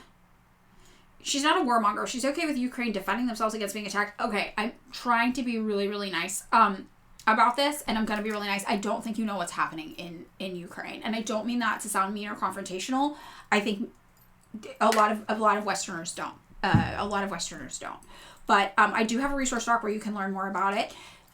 Basically, in 2013 and 2014, the West backed a coup that overthrew the government of Ukraine, and the new government that came in were fascists, far-right extremist fascists, backed by a huge neo-Nazi contingency in their military. At the time of that coup, 1 in 50 Ukrainians, or just after the coup rather, 1 in 50 Ukrainians openly identified as a Nazi, which means the other 49 out of 50 Ukrainians were like terrified for their lives. And the new government started building statues to Nazis all over Ukraine and started trying to ethnically cleanse region of Ukraine, in particular of people who are ethnically Russian, because there's a large ethnic Russian minority in Ukraine. And basically areas of Ukraine that were predominantly ethnically Russian, who were basically trying to be ethnically cleansed from the region, asked Russia if they could be let in. One region, Crimea, was allowed in. The other region, Russia was like, no, because we're actually really afraid of Ukraine right now because they're trying to park NATO missiles 500 kilometers from Moscow pointed at us, and we don't know what's going on with their new government. We need friends in Ukraine. You have to stay. But if you want to do a separatist movement, an independence movement, we'll back it. The Donbass region was an independence movement that was trying to break away from Ukraine because they felt unsafe with the new fascist right-wing government, and Russia was supporting that. Ukraine then claimed that meant that Russia was operating in their borders because they refused to recognize the Donbass region's right to secede, and that is what started this conflict. And then additionally, Russia was trying to negotiate with Ukraine over NATO missiles and NATO placement, and Ukraine and the United States refused to talk to them about it. And so Russia was like, if you don't talk to us about this, we have to assume you're going to war with us because you are trying to park missiles pointed at us. And Ukraine said, no, we aren't going to talk to you. And that's what led to the war. So this whole idea that the West is saying that Russia wanted to do a land grab, that is not accurate. If they wanted to do a land grab, they would have taken on Donbass when Donbass asked. This whole idea that Russia did this out of nowhere is not accurate. For years, Russia was trying to negotiate with Ukraine. And this idea that Ukraine is innocent in all of this and this happened out of nowhere, that is a Western myth. So I think that a lot of people don't really understand that history because the United States tried to spin this to our advantage. And we will profit from this. This will be to our advantage. The United States will profit off of this situation immensely in multiple different ways. So I have some podcast episodes. I have a link tree here. Yeah, Ukraine wants to be big Israel. Israel and Ukraine have an in-depth relationship with each other.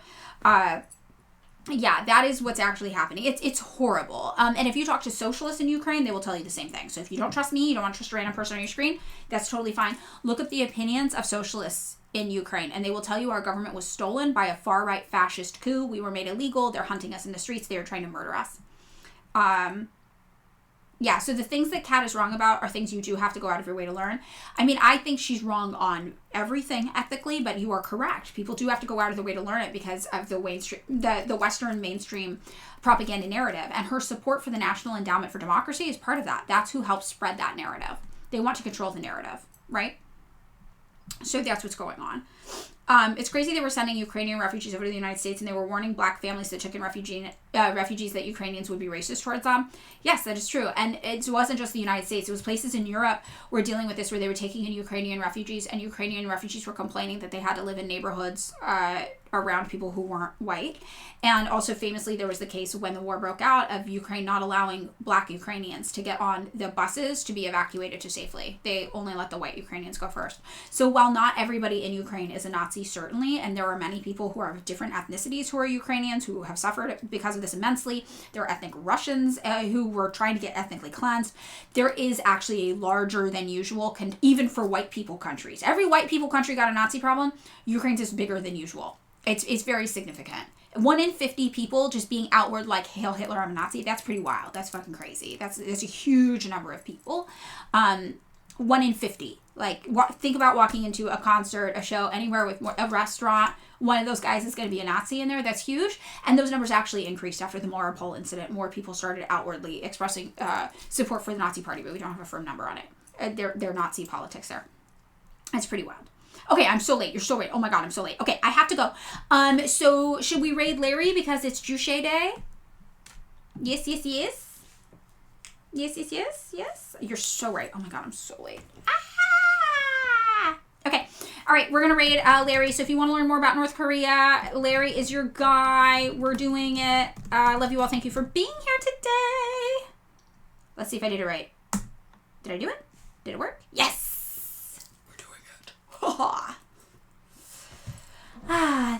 I really enjoy this chat. I know I tell you guys, but I just want you to know I love the live stream community. I love it. I love it. Okay, bye.